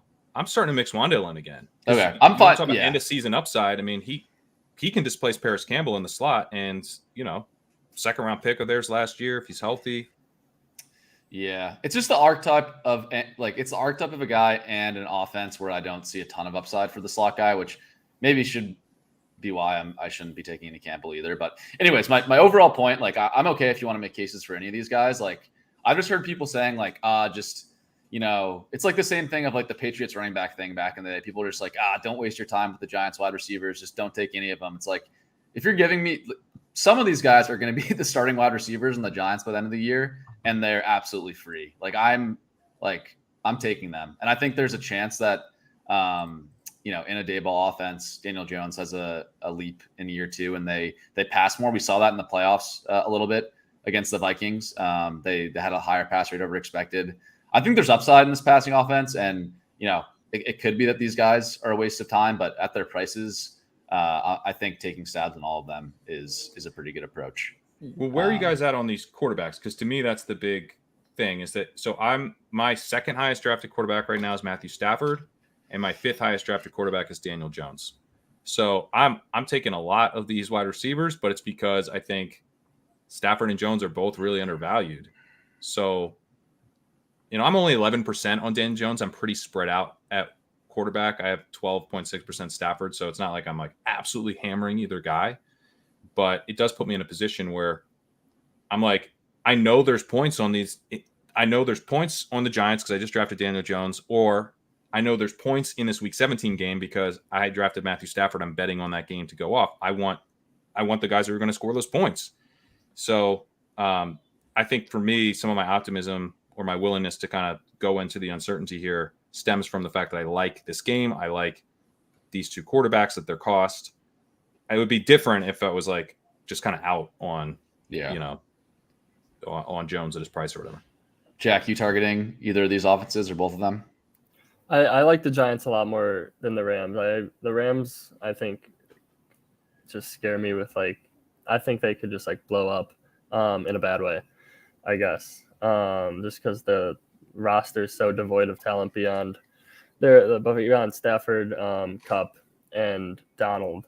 So I don't have much of the Giants Rams game just because I feel like there's a lot of risk there, but I don't mind the Giants offense as a bet individually. Got it. I have I just looked at this now. I don't think I have as many teams as you, Pat, but I have 40 teams post draft now. I must have more. Oh, I guess this is excluding Super. Just 40 teams post? That can't be right. No, that can't be right. I feel like sometimes the exposure thing doesn't show all of your teams. I have 191. I have fucking 300 pre-draft, something disgusting. Anyways, in my sample of teams, whatever sample this is, 26% Daniel Jones, 20% Matthew Stafford. So okay, so you're in. I'm pretty in on the Giants. I have a good clip of Waller too, so I'm not always playing it through the wide receivers, but I like Waller a lot too. Yeah. Daniel Jones at this cost would have smashed last year. Maybe not smashed, but been a good pick last year. And they added a good bit of receiving talent, another year in the system. I think he has some untapped upside. So they're behind him. They signed him to a big contract. They're behind him. We have Dimes 14 picks over ADP at ETR, so I'm definitely in on him. And I think kind of as it relates to the Patriots running back metaphor, maybe, and with Wan'Dale falling, like Pat mentioned, maybe the answer is just like I said, we have these guys all projected very similar target shares. We've adjusted the upside cases a little bit just to account maybe for Hyatt being the rookie having a wider range of outcomes, but maybe the answer is just take the cheapest guy. And I think to Sam's point, Slayton is my favorite Giants receiver right now. And he's, going the latest of them. So I think that's kind of how I'm thinking about it. Hodgins is my favorite, but I love Slayton too. And I am taking Hyatt, especially correlated. The times that I'm taking Hyatt are really when I have Daniel Jones mostly. But, is a super cheap bring back. And then in any given draft, any of these guys can be available in the last round. I just got Hodgins in the last round. So even though he's the most expensive, he's not expensive, and he will fall. I think I want to get your thoughts on this because both of you guys, I don't necessarily love, although I know some sharp people are doing the thing where you just grab a backfield and you're I'm betting on Commanders running back or whatever. But I don't mind in this case being especially from a portfolio perspective, I'm overweight Giants wide receiver. Giants wide receiver, if Giants wide receiver has a good year, I'm going to have a good year. Because I feel pretty good about Slayton's making the team. Hodgins is making the team. Campbell's making the team. Wan'Dale's making the team. I feel pretty good about that. And Hyatt's making the team. So there's five guys that I feel pretty good about making the team. Pretty good to very good. And so if I'm just overweight them as a group, and Daniel Jones has a good year, but as I mentioned, I'm already betting on Daniel Jones, then it's like the way wide receiver scoring happens, the way this is probably not gonna be an ultra concentrated offense. Like maybe the right answer is Slayton, but Wan'Dale has the big week when you need it or whatever. Sure. Yeah. I definitely think it's a much different argument than grabbing a whole backfield, because those guys are competing against each other, I think, a lot more. Whereas if this passing offense just goes off with Daniel Jones, then I mean everyone's gonna crush ADP, or everyone can. Maybe not everyone, but multiple of these guys can crush ADP. Whereas it's much harder for multiple guys in a backfield to smash. If you nail the 3 wide receiver set in New York, and Daniel Jones doesn't have that good of a year, and Paris Campbell's the starting slot, and he gets like 600 yards and 4 touchdowns, that's good in the 18th round. Like that's all I'm saying. That's the thing. The price makes this such a good bet, in my opinion. Where if you say I'm going to go all in on the Chiefs wide receivers, I don't like hate that as a take. Like if you want to do that, I understand the logic for it, but that can really hurt you if you're taking a bunch of Tony in the 7th, even a bunch of Skyy and in the 10th. He's in the 10th. 10th. Exactly, right? That can really start to hurt you. Whereas I take a Daniel Jones stack and I tack on 2 of these guys at the end, and they are just not that good. Okay, that are my 17th and 18th round picks. Like I'm fine with that. They're so cheap that I think you can go Hyatt and Slayton and just be like, I have their deep threat. Like, there's, again, I wouldn't want to do that if I wouldn't take although I actually probably have taken Rashee Rice and Skyy Moore and just hope they don't play the exact same role. But if they do play the exact same role and one of them's a bust, like that's like burning a 10th round pick to find, some okay production out of the slot in Kansas City is probably not going to be good. But burning like an 18th round pick to get, between your 16th and 18th round picks, like a usable wide receiver is, I think, like fine. Like if you hit on one of your 16th or 18th round picks, fuck yeah. So if I'm putting them together and I've increased my odds of one of them hitting significantly, I don't know. I'm kind of into it. Yeah, that's a good trend. Or Jack, sorry, did you have something else to add there? Oh yeah, I was just gonna say, like, I don't think Hyatt and Slayton, I think it's unlikely, but I don't think it's like 100% that if Hyatt goes off, then it means Slayton is dust. Like if Hodgins gets hurt, maybe both of those guys are on the field a lot.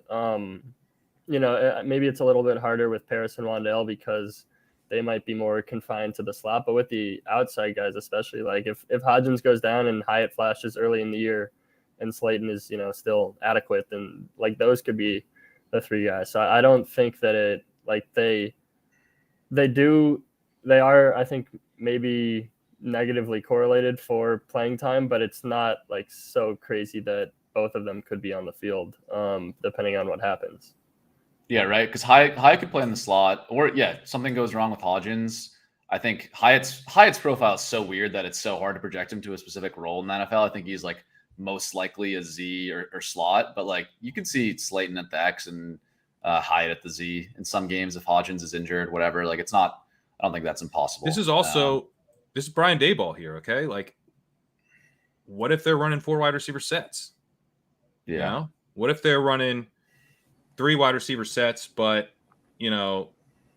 Waller's split out and is actually basically a 4th wide receiver for the purposes of that, So, and split out in the slot. So it's like you could get a number of these. The other thing is that we talk about Hodgins as the X and stuff. He played a fair amount of his snaps in the slot last year. Mm-hmm. So the idea that like he's not like Michael Gallup, who's just like does the exact same thing like every single snap. Like, and in fact, there are very few players like that. Most players move around to some extent. So yeah, I think Jack's right on there where it's like this is so ambiguous that, and there's probably points here, and maybe you pick 2 guys who you think are the exact same, like Hyatt and Slayton, and then it turns out they're not the exact same. Both are playing. Yeah. Let's talk. We hit a bit on the Chiefs. I do want to talk Skyy more because he has risen pretty steadily over the past couple of weeks. There was a point where him and Rashee Rice were going pretty close around pick 130. Skyy is now up to around pick 115, up 5 spots over the past week. Jack, what are you doing? What is the ETR crew doing with these Chiefs wide receivers and specifically Skyy Moore? We're below on Skyy right now.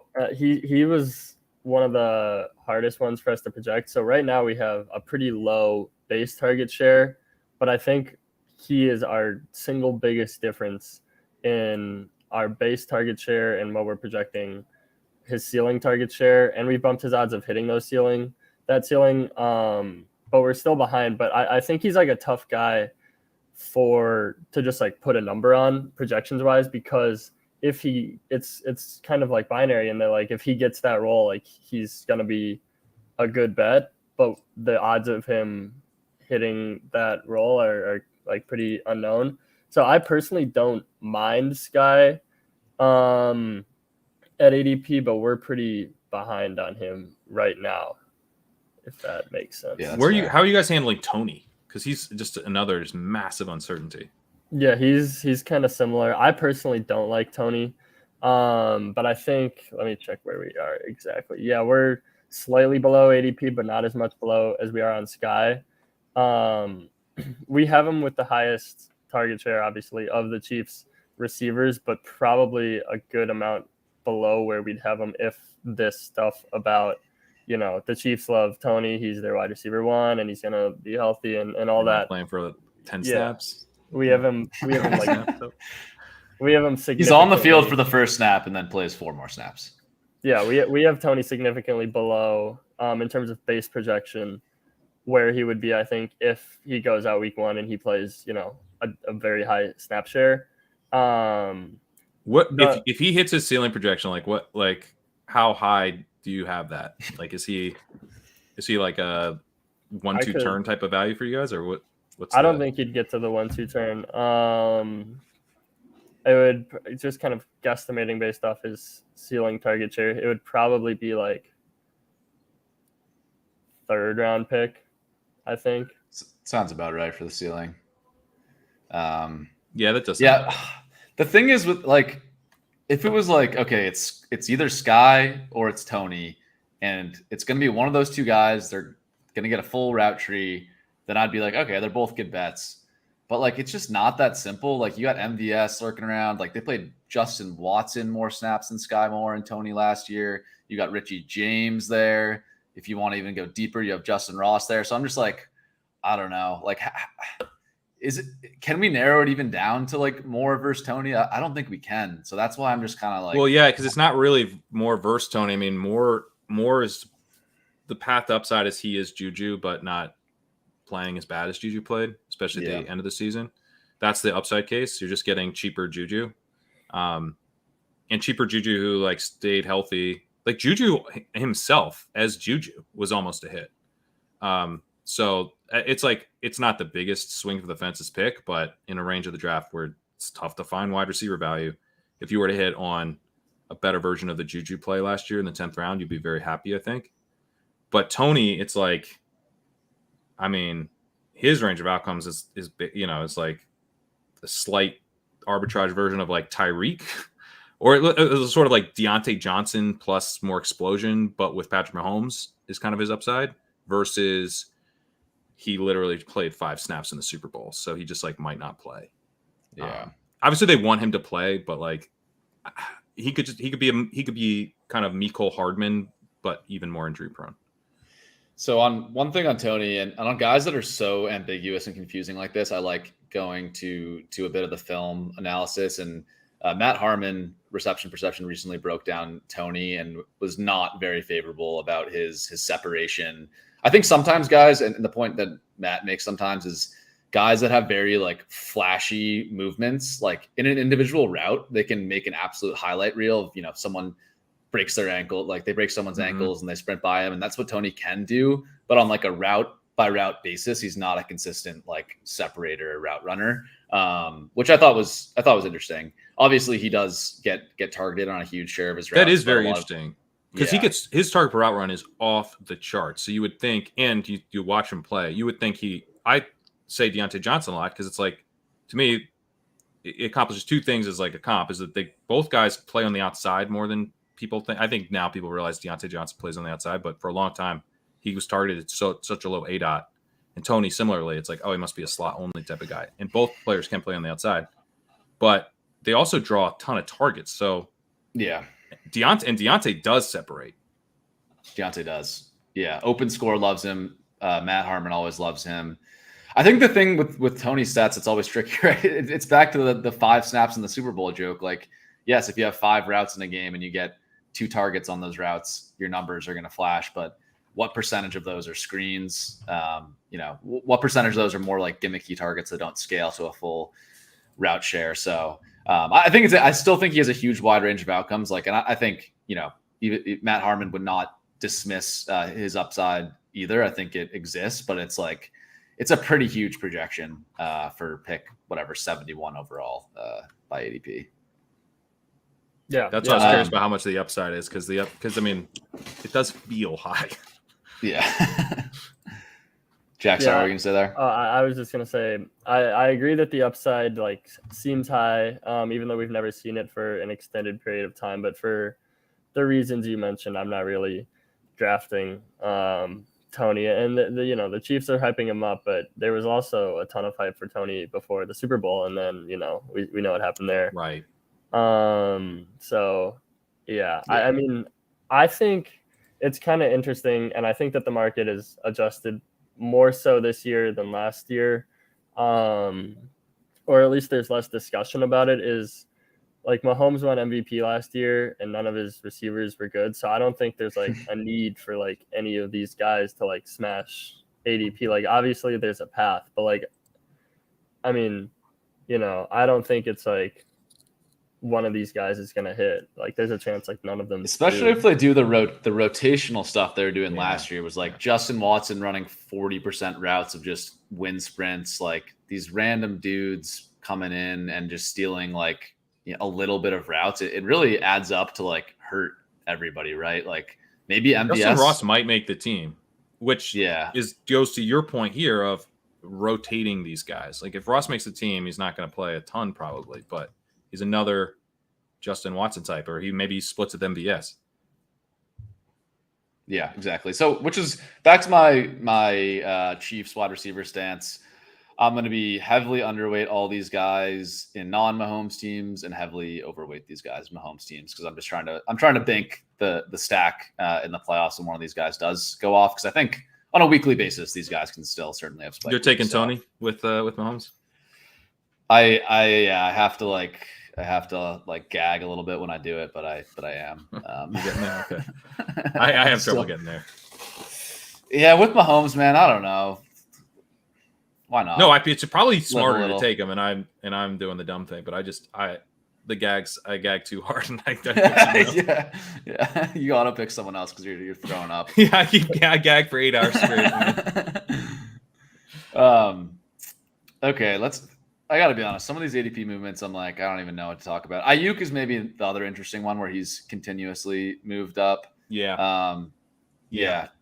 I think Aiyuk and Keenan are the two interesting ones here, because they kind of point to the period of the draft season that we're in, which if I had to guess, I'd say right now through the next like 2 weeks, maybe, is going to be the most wide receiver heavy that the ADP gets. And these two guys, I think when I'm sitting in the if I have a pick, like the 503 and Aiyuk's not there, I'm crushed. I'm actually crushed, because it's like I don't like taking Chris Godwin, and I'm like very overweight Chris Godwin, because I just don't like, they're gone. Like, okay, Sam told me I should take 2 running backs in the first 3 rounds, but now I've got 2 wide receivers through 4 rounds, and Brandon Aiyuk just went, and Chris Godwin's my wide receiver 3. Like, that fucking blows. I hate that. I think the Buccaneers are gonna be terrible, and I don't think Chris Godwin's as good as all the other people that I hang out with think. So I just, Yeah. I like Aiyuk, but I think the market is kind of he's like starting to. I just think there's that real need for wide receiver. Like this is almost Aiyuk's rise is probably because like Chris Olave's rising and Devontae Smith's rising a bit. Like that's what's causing this, I think. And then Keenan Allen is also like indicative of I think this real struggle of what to do on the 3-4 turn. Because that's another spot where you kind of want to come away with at least one wide receiver there, ideally. So Keenan, I think, is kind of moving up, and he's kind of interesting because it's like I wonder like if he, right now is the first time that him getting cut is like not baked in even 1% into his ADP. It seems like it's taken a while for that to go away. Yeah, I agree. What are your thoughts, Jack, on I guess starting with Aiyuk about his? I think he's risen like, I don't know, 15 spots in the last month or so for no apparent news-driven reason. Maybe it's Purdy. But yeah, do you guys No, he's been tearing up minicamp. Okay. Glowing reports out of minicamp. Yeah, he was named, I think, like the MVP at OTAs, but I feel like he's done that like every year, to be honest. But I am with Pat that I don't love Aiyuk at his price point. When Debo was healthy last year, for whatever reason, this like sticks out in my mind. We were like so unsure what to do on Debo versus Aiyuk when both of them were healthy, and then Debo ended up just like not dominating in targets, but he had a healthy gap over basically everyone else. So I kind of think like going into this year, healthy Debo, I would prefer him pretty easily, like significant. I think there's a significant difference between the two, so much so that like I am not overly interested in Aiyuk as his price continues to rise. So that's kind of where I'm at with Aiyuk because they're going to be such a run-heavy offense. The Purdy news is obviously good for that passing offense. Very good. But even with that, like, I think there's this. I don't think Aiyuk's target share is going to be massive enough to, at his ADP, to override like the lack of overall targets that are available. And that's kind of how we're projecting it right now. On Keenan Allen, I actually do like him quite a bit. We have the Chargers offense just like absolutely absurd, like significantly almost ahead of the pack in terms of plays per game. And then they're going to pass a ton. And Keenan Allen, even last year, was earning targets at a high clip. So I get the age concerns. But I think that like this offense as a whole is, I guess maybe the opposite of the 49ers in terms of there's just going to be so much pass volume to go around. I'm kind of just buying everyone. And I know that the market has that priced in, and that's why they're going so early. But I like Keenan Allen quite a bit. Where are you at on Mike Williams? I can give you the exact number. We're ahead of him, too. I think we're ahead of all the Chargers. Actually, we're a bit below on Johnston. But yeah, I like Keenan and Mike. I like Mike Williams this year fine, and I feel like I'm kind of like a little bit on an island there among like people I respect and stuff. So I'm glad to hear you say that because I just feel like this offense could put up a bunch of points, and they were pretty dysfunctional last year. And Williams had a second straight season of over 1.9 yards per out run. Like he does a very specific thing, right? He doesn't really separate. He jumps high, catches the ball, falls down, and hurts his shoulder. But he does that thing well. Yeah, he definitely hurts his shoulder pretty well. There was like a stretch where I saw some tweets about like, is Mike Williams actually healthy? Because there was no news, but I think there was a report like a week ago that said he's fine. And with that, I'm basically back in on Mike Williams. Well, because last year they were Keenan and Mike Williams were 2-3 turn picks. I get they added Quentin Johnson, which should probably hurt them a little bit, but I think we should be more excited about the Chargers offense this year with Kellen Moore replacing whoever their OC was last year. I'm blanking. Joe Lombardi. Yeah. And that's with wide receivers being significantly priced up. So I guess there's age concerns on Keenan and injury and Quentin concerns on Mike Williams, but in an environment where wide receivers are going significantly earlier and they're going significantly later, in what looks like a better situation offensively, It's an interesting dichotomy, I guess. Although there are real concerns on Keenan age and Mike Williams injuries. Yeah. I guess. For Keenan's age, it's kind of just like until he shows me he can't do it anymore, I'm not going to be too worried about the age. And I get that eventually I'll be wrong on that, but like I don't know, he's not someone who relies on athleticism. And he never relied on athleticism. Yeah, he's never been particularly like I think people kind of slapped the injury prone label on him because he got hurt last year, and then early in his career there was a stretch where he was injured a bunch, but he had a huge stretch of his career where he was never injured, like 2018 through 2021. Where he was consistently out there all the time. So I like comparing Aiyuk and Keenan. I would say like I think Keenan's appropriately priced within the wide receiver rankings. I don't hate Aiyuk by any means, but like, yeah, I don't know. It starts to feel a little rich at 52 for me, but you know, I don't hate it. I don't hate it either. Right. I just think I'm more bought in on the Keenan rise than the Aiyuk rise. No, I am too. But that is one of the things to kind of go back to the running back thing for a second. It's like that's what you're buying yourself if you take, wide receiver, running back. You're kind of locked into Brandon Aiyuk or Chris Godwin or reaching for Marquise Brown. It's just it's tough. It's a really tough range of the draft. At the 4-5 turn, you used to be able to more reliably get Christian Kirk there, who I also don't love, but like I know you guys are pretty high on Kirk, right, Jack? Yeah, I like Kirk a good amount. Yeah. So that's I don't know. Just right now, it's just that's one of the most difficult spots of the draft right now, I think, that 4-5 turn. Yeah, it's tough. It's funny because like I almost want like sometimes in my mind I kind of want to skip like Aiyuk and Godwin and just go to like Pittman. I can talk myself into the upside with Pittman a little bit. Maybe Anthony Richardson is good. I get that the passing volume concerns are scary there. Tyler Lockett can just do it again, which he's always done for 7 years in a row. Deontay Johnson's going to draw 150 targets for the 5th year in a row, right? I don't know. I almost wonder if like I want to skip the Godwin pick because I used to be in on Godwin. And I think I'm overexposed to him, but the point you made about the Bucks every day, I'm just like, man, why am I taking Bucks wide receivers? Like he also doesn't have a great target share, targets per route run. Like it's very volume driven with Godwin recently. I mean, he's coming off a 20 ACL last year, so you're hoping he bounces back a bit. But yeah, I don't know. You look at anybody in the Tampa Bay offense last year, though, it was just volume driven, right? Like that offense was so inefficient, but just ran a shit ton of plays. So I don't know if that was him. I don't know. I think the offense was kind of broken last year, but it's not going to get fixed. Yeah, it's going to get way worse. Yeah. It's going to get way worse. Yeah, it's going to get worse. The other thing, don't they have the guy from Seattle this year now as their new OC? Like,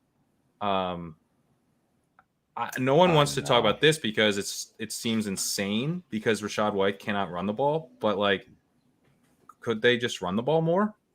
I mean, and it probably relies on Sean Tucker making the team and being okay, or them signing Zeke or something. But like, I don't know, maybe Latavius Murray gets cut and they sign him and then they just run the ball way more than we think. Yeah, I think that's interesting too.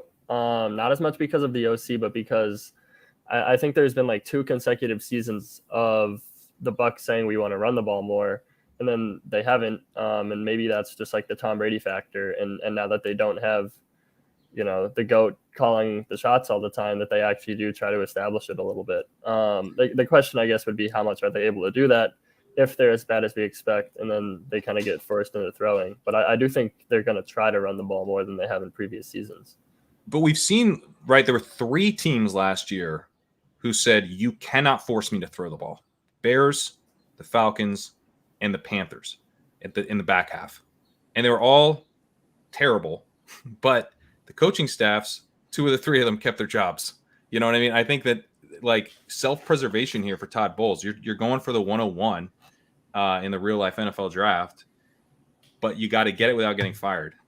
And so you don't want to get embarrassed. So I do think most likely scenario, the most likely outcome here for this team, they throw a ton because they're going to be terrible. But I do think there are some like reasonably likely scenarios where they actually like play Panthers ball and try to run the ball a lot. And maybe, again, they probably need to sign somebody because I don't think White's this guy, but they are able to run the ball fairly effectively in a high volume way. And then they They play action off of that, which is how I would want to use Baker. You tell me I have to like drop back like 40 times with Baker Mayfield? No thanks. I'm gonna get fired.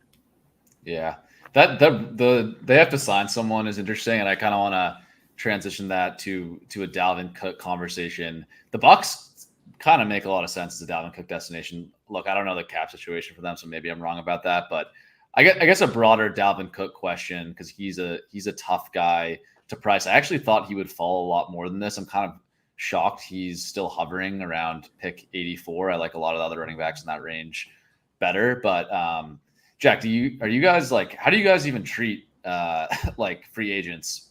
First of all, at ETR, I'm kind of curious in that. And second, how do you view Dalvin Cook at pick 84? Yeah, so we project them for a carry and target share, and then kind of just assume league average efficiency. That's how we do it. And we also have Dalvin significantly below where he fell. I'm also like pretty surprised that he's only here right now. And we, with the free agents, I think we react to the market more than we would otherwise. Like if Zeke is falling, we kind of just try to not have that different of takes on the free agent guys, if that makes sense, right or wrong. Sure. I'm not really interested in Dalvin at his current ADP. We don't know where he'll sign. Maybe Bucs, but I guess that depends on how much he wants to play on a terrible team.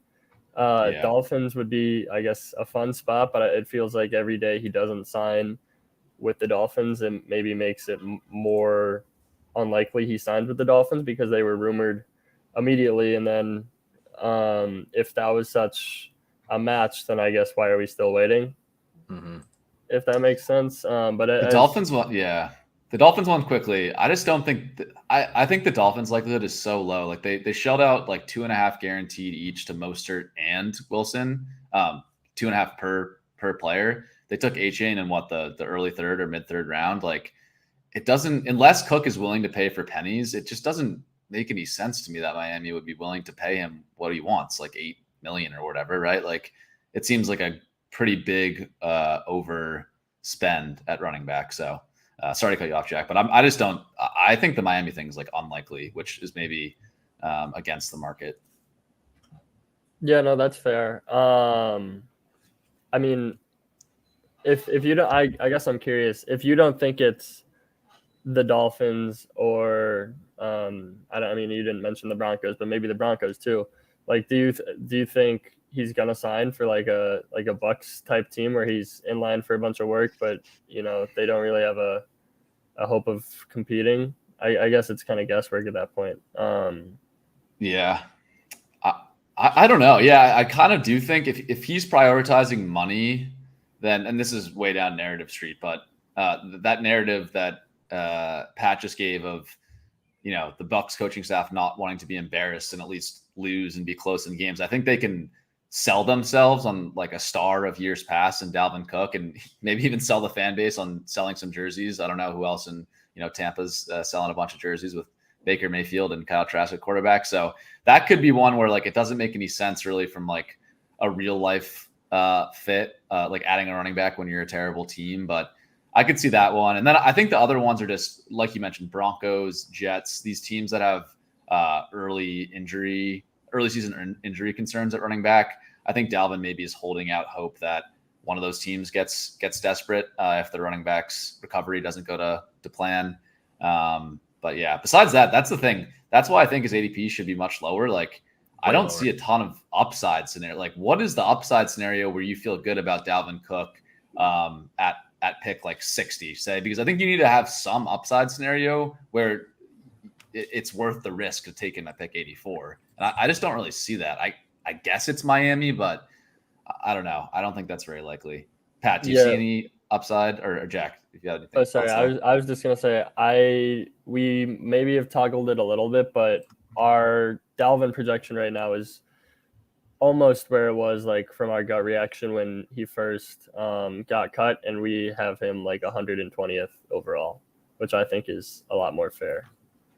Yeah, I have him my rankings are like bake in the ADP a fair amount, but he's one of the players where I just said do not bake in the ADP. So I have him at 96th, which is, still quite a bit above where you guys, but a full round below his actual ADP. I also don't move the market like ETR, so I try to stay a little bit more market aligned. But so I have him. I just don't get it. I completely agree. Like him signing with Tampa Bay would be maybe a best case scenario at this point. I guess the best case scenario, and it's not, and who's excited about that?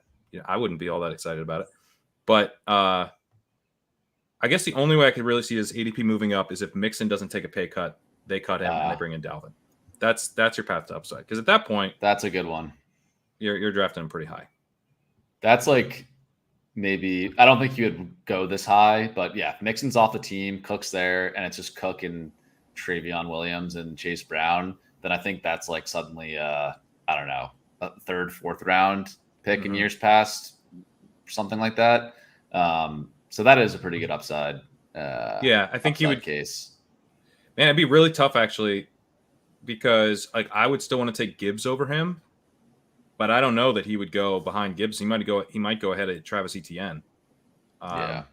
If Mixon were cut and Dalvin Cook were signed on the Bengals, I mean, the Cincinnati running back role is like, regardless what you think of Cook's talent, that the Cincinnati running back role is just so good. Like Mixon has pretty massive receiving, well, not massive, but big receiving volumes, even though he's not the third down back on the team.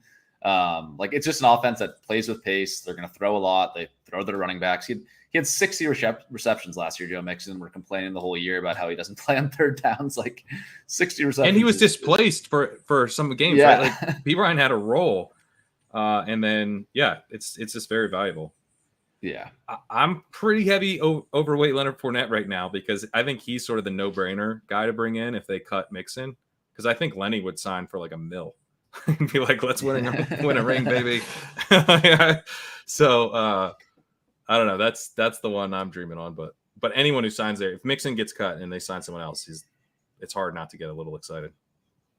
Yeah, I have so much Lenny. It's like I did this last year with Julio, which was funny because you got your victory lap screenshots when he signed with the Bucs, and then he's had like 100 yards all season. But I'm just taking Fournette in every draft. Like I don't care. I want the upside. I don't see a scenario where he doesn't play this year. So he's like an 18th round pick now. Like not literally every draft, but I probably have like 20-30% or something. I have 19%. I have 19% for net. So I'm with you. Yeah.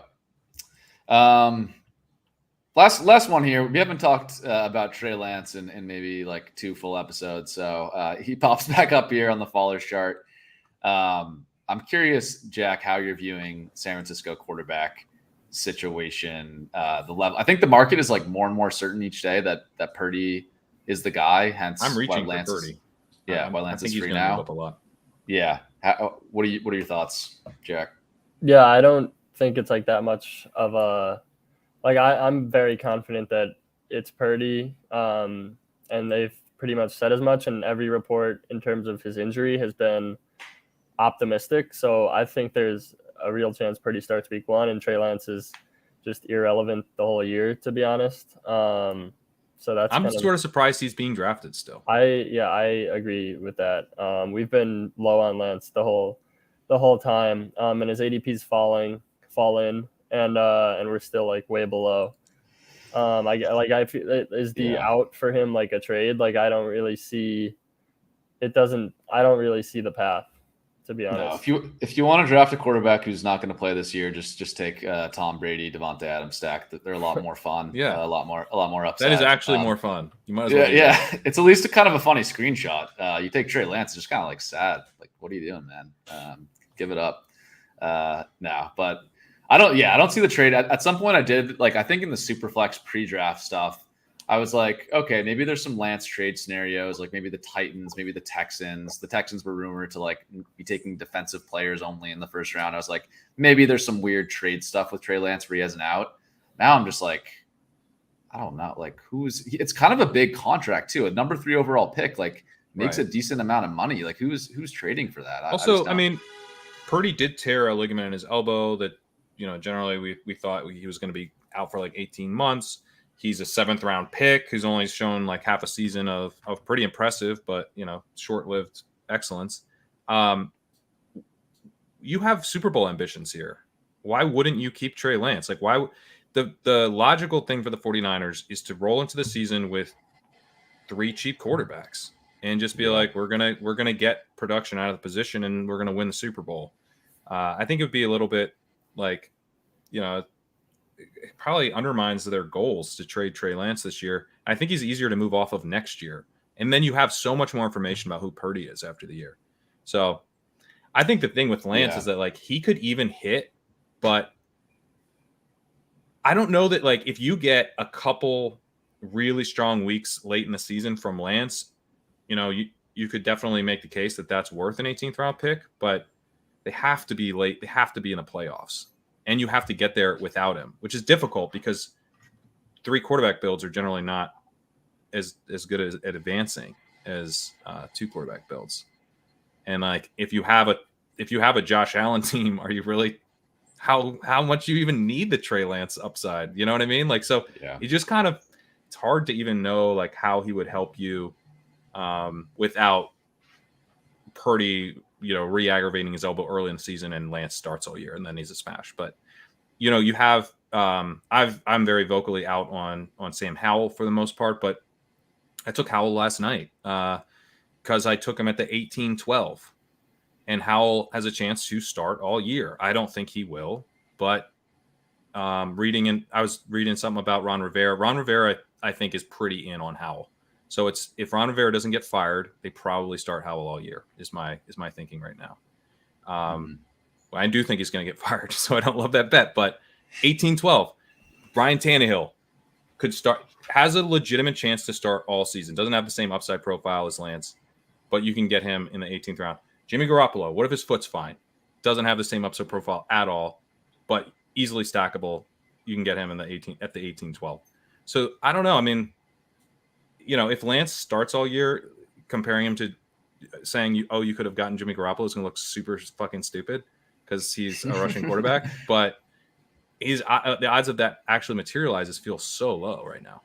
Yeah, and I mean the fun thing with Lance is that if Purdy gets hurt, they could throw Sam Darnold in there. So you have to be right so many times. Yeah.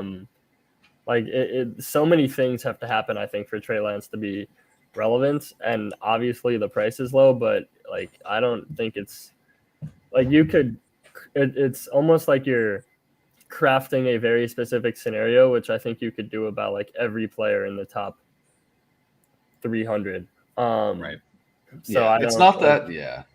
This is maybe hyperbole, but is taking Trey Lance that different from taking Marcus Mariota? No, it isn't. It's not really that different. It's very similar, actually. If Lance does play, he's going to be so much better than Mariota, but it's I agree that they're. I don't know, man. Mariota was like the QB9 last year before he got benched. I don't know, but yeah, no, I hear you, Jack. But I agree with the point. You're telling yourself such a story for Trey Lance to be anything resembling relevant. Yeah. By the way, on the Sam Darnold thing, that's not just I think we kind of had a joke about Sam Darnold over Trey Lance. Now that's being reported by Adam Schefter. That's not just a ADP chasing bet anymore. That's Schefter was kind of speculating, but still, it's not it should at least be taken to acknowledge that it's a real competition between Darnold and Lance. Even the pushback on the Rappaport report originally, as I recall, was something like, "Hey, why would you discount Trey like that? Why would you rule out Trey?" Was sort of the pushback. It wasn't.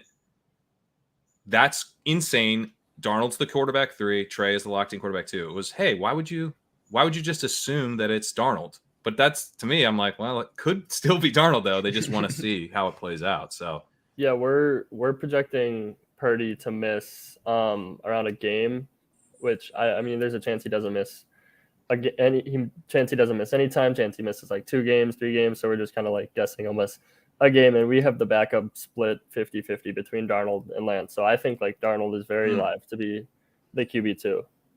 So what would you say the difference is right now between Trey Lance and Mason Rudolph? Okay, you took it too far. Quarterback threes. I thought we were talking about quarterback threes. Hey, what's the difference between Duck Hodges and Trey Lance? Hey, that's a quarterback 4. You be careful. Oh man, I think Trubisky's a better pick than Trey Lance. No. Oh my god. All right, that's too far. Oh man. Okay, I tweeted about it, so let's cover this quickly. I'm sorry to keep you so long, Jack.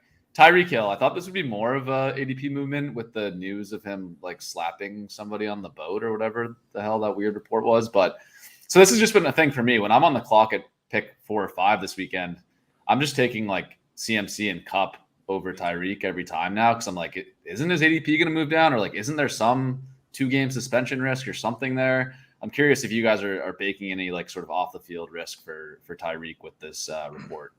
We have not. Oh, sorry. Go ahead, sorry. I was just gonna say we have not right now, but we're like not sure what to do really, which maybe is an argument in favor of baking in at least some risk. But like we're just kind of like watching and hoping we get more info at this point in terms of like how we're treating the projections side of it. Pat, thoughts? Yeah, my thing is that kind of, to be honest, I like Cup more than Hill. So, and I've kind of flipped them around in the rankings at times because it's like Hill has been so steadily above Cup. And I'm like, I don't want people not to have any Hill. And so it's like, but I'm more just taking Cup. Like I've been taking Cup over Hill enough to where I'm pretty overweight Cup and a little underweight Hill. And so to me, it was pretty simple to just go in and say, nope, Cup's 3. Cup is the better pick right now. Like Cup didn't slap someone on a boat, and I don't know what the seriousness of it is, but kind of already liked Cup more, and I was like capitulating to the market a little bit, which I think is a totally fine thing to do when we're talking about hyper elite players like this, but where you want exposure generally to all of them. But yeah, at this point, I also have McCaffrey over Hill too, because it's just like why not? Like McCaffrey is a great pick too. What I haven't done yet is bump up Waddle, but I think that's the next thing I might do, depending on what we start to hear about this. Have you guys bumped up Waddle at all, or you're just kind of holding steady for now, Jack? Oh, you're muted. Sorry, we haven't changed anything, but we're pretty uncertain. So like after this show, I'm probably gonna go back and like the ETR Slack and be like, Karain had some points about like dropping Tyreek and bringing up Waddle. Like, should we do this? Like, we don't really know exactly. Yeah, I haven't. I think I might move up Waddle like 1 spot, and that would be the first time I've raised him. So I'm not, but Hill to me, it's like it's so flat. From 3 to 5 is so flat. Why wouldn't I just bump Hill down to the end of the tier? Yeah, that's fair. And Jack, after you slack Leone about Karain's points, make sure you slack him about my Mitch Trubisky points as well. I'll let him know. Yeah, I'm sure he's gonna want to know. Yeah, you guys should probably bump him from like 450 to 380. Yeah. Now that makes sense. And yeah, it's just like I don't know when you're picking between these amazing players, and I'd even maybe go as far. And this is where I get if you disagree, but I even get if you want to take AJ Brown, Diggs, Kelsey over Tyreek right now. I don't completely disagree with it, just because I think there's a chance that like we get more bad news in this, and even if he doesn't get suspended, his price will fall. So I'm in like wait and see approach as well. I'm not completely panicking on Tyreek. Where do you think that would like if there was speculation, if the market started to be nervous, where do you think he would settle? Like if there wasn't anything like concretely, I don't know. That's like a Kamara situation from last year, right? Like Kamara's, was never like a suspension was. Well, I don't know that we'll ever get to the point where like a suspension looks as likely as it did for Kamara, Yeah. But let's say the first part of like, oh, this we should start taking this incident somewhat seriously. Like Do you think he could fall to the 111? Yeah, that's what I was going to say. Like where CD and Garrett Wilson and Devontae are going, right? I mean, because it's still hard not to click in there, right? I mean, yeah. I feel like it depends on how long the suspension like is rumored to be. Because for Kamara, it was like 6 games, and I think if Tyreek gets 6 games, like he's going to fall a pretty decent amount. But I feel like if it's 2 games, like that's almost just a slap on the wrist. Where would you take him if it was 6 games? Purely hypothetical. We don't know anything. Like 3rd round maybe. That's spicy, but that kind of makes sense because what we were taking D Hop when he had a 6-game suspension in like the 6th, 7th round last year. Yeah. So Tyreek Hill probably bump up 2 or 3 rounds from that. Full season of T Higgins or -6 from Hill. Give me Hill. Yeah, I think I'm. But I'm the biggest T Higgins bear in the market, so you probably don't want my T Higgins takes. What about you, Jack? I might lean Higgins there. Yeah, I think I'm actually back to Higgins the more I think about it. But it's close. Like that's probably about where he'd be. So that's the end of the second, basically, right now. Yeah. I don't know. Anyways, we'll keep our eye on that. It's been 2 hours, a little bit over 2 hours.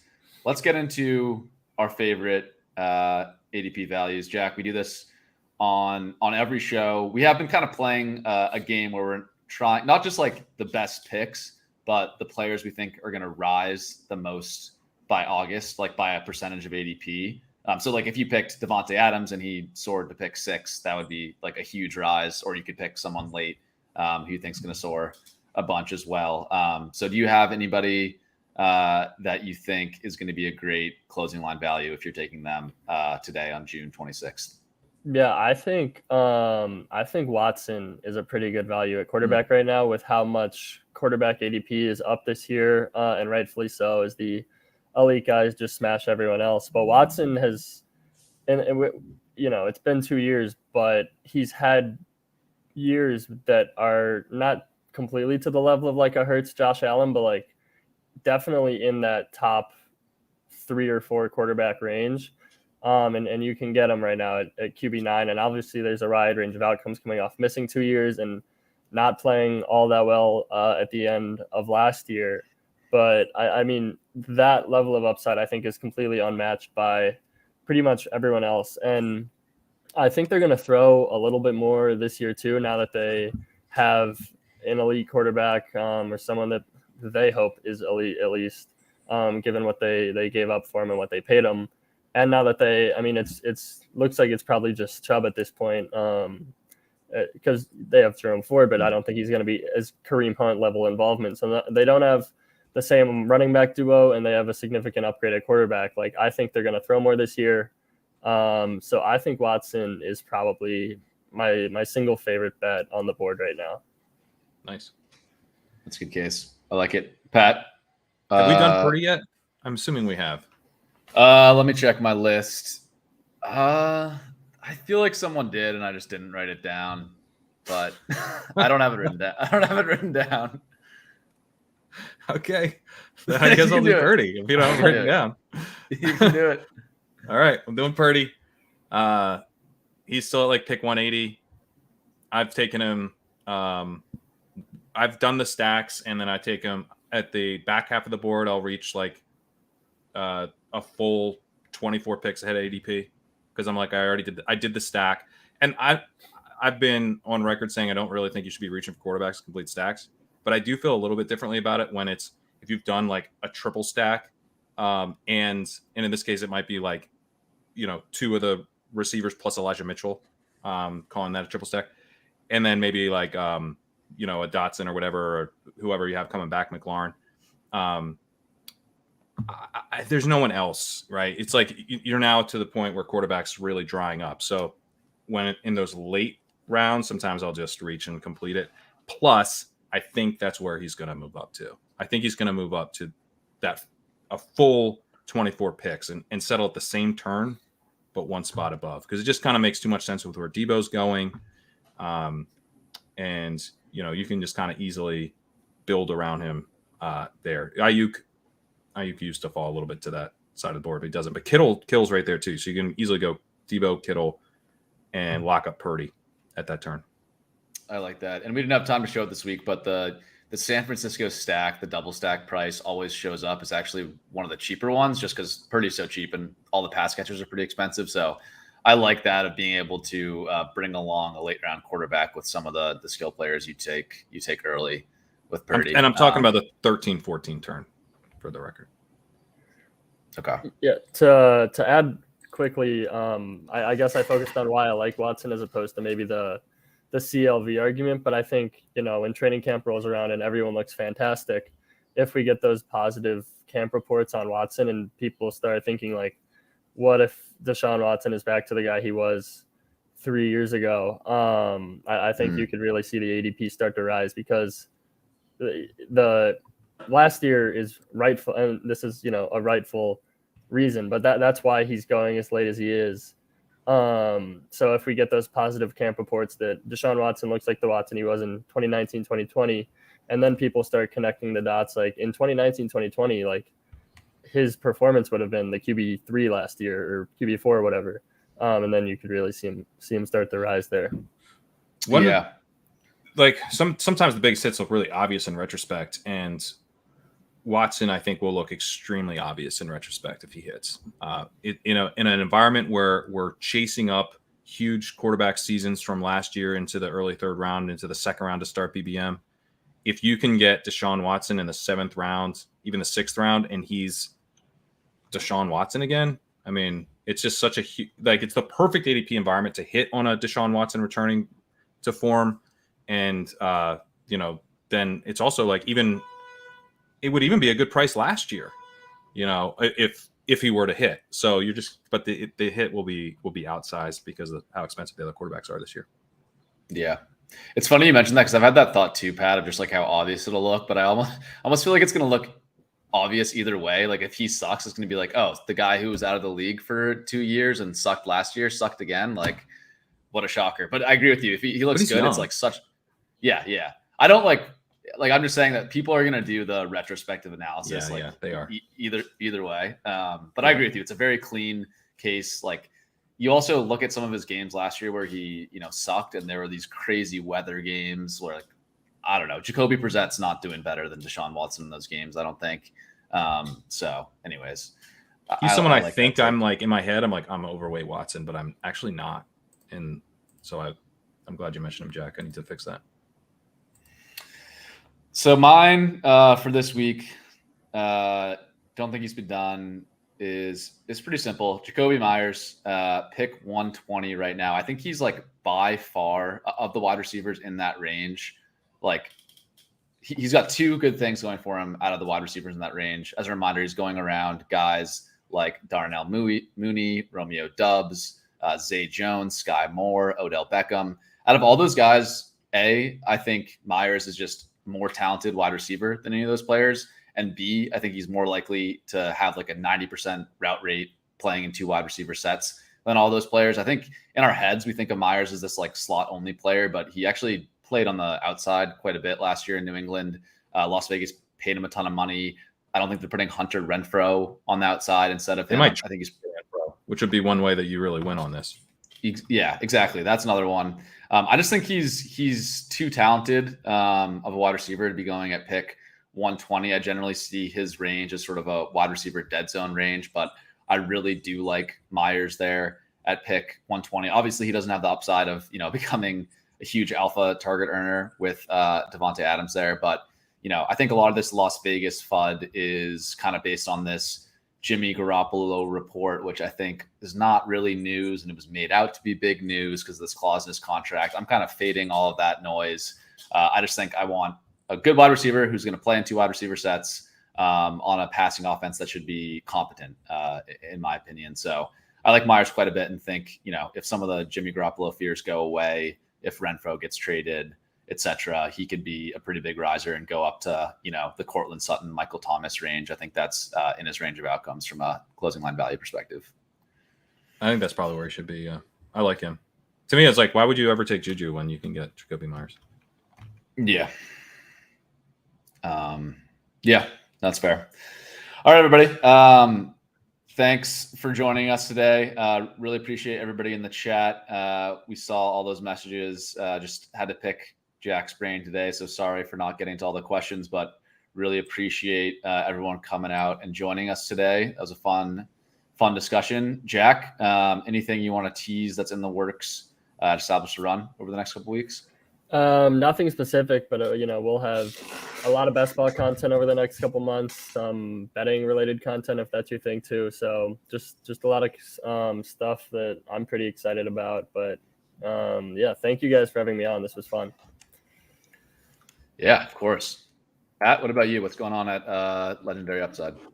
Just had an article out this morning looking at success rate. I've talked for a few weeks about how I've been diving into NFL Next Gen success rate metric and looking at some of the running backs in this article who performed very well on large sample sizes in that metric last year, including some guys who I think people are overlooking a bit. Brian Robinson gets some love in there. He's treated like was absolutely horrible last year. Did have 3.9 yards per carry, but Gibson had 3.7 yards per carry and faced 8 men in the box at a way lower rate. So Brian Robinson gets some love. Travis Etienne gets some love. A few other guys talking through the kind of the stars in that metric. Going to talk through some of the red flags that pop up for running backs with big workloads last year there in that metric in part 2 of the article series that I'm doing on this. And then I'll have some of the like small sample size guys who, we'll try to parse whether or not we should pay attention to what they did last year all that much. Awesome. Looking forward to checking that out. Go check out Legendary Upside. Obviously, go check out ETR to see Jack's articles. And we will be back next Monday. We'll see you guys all next week.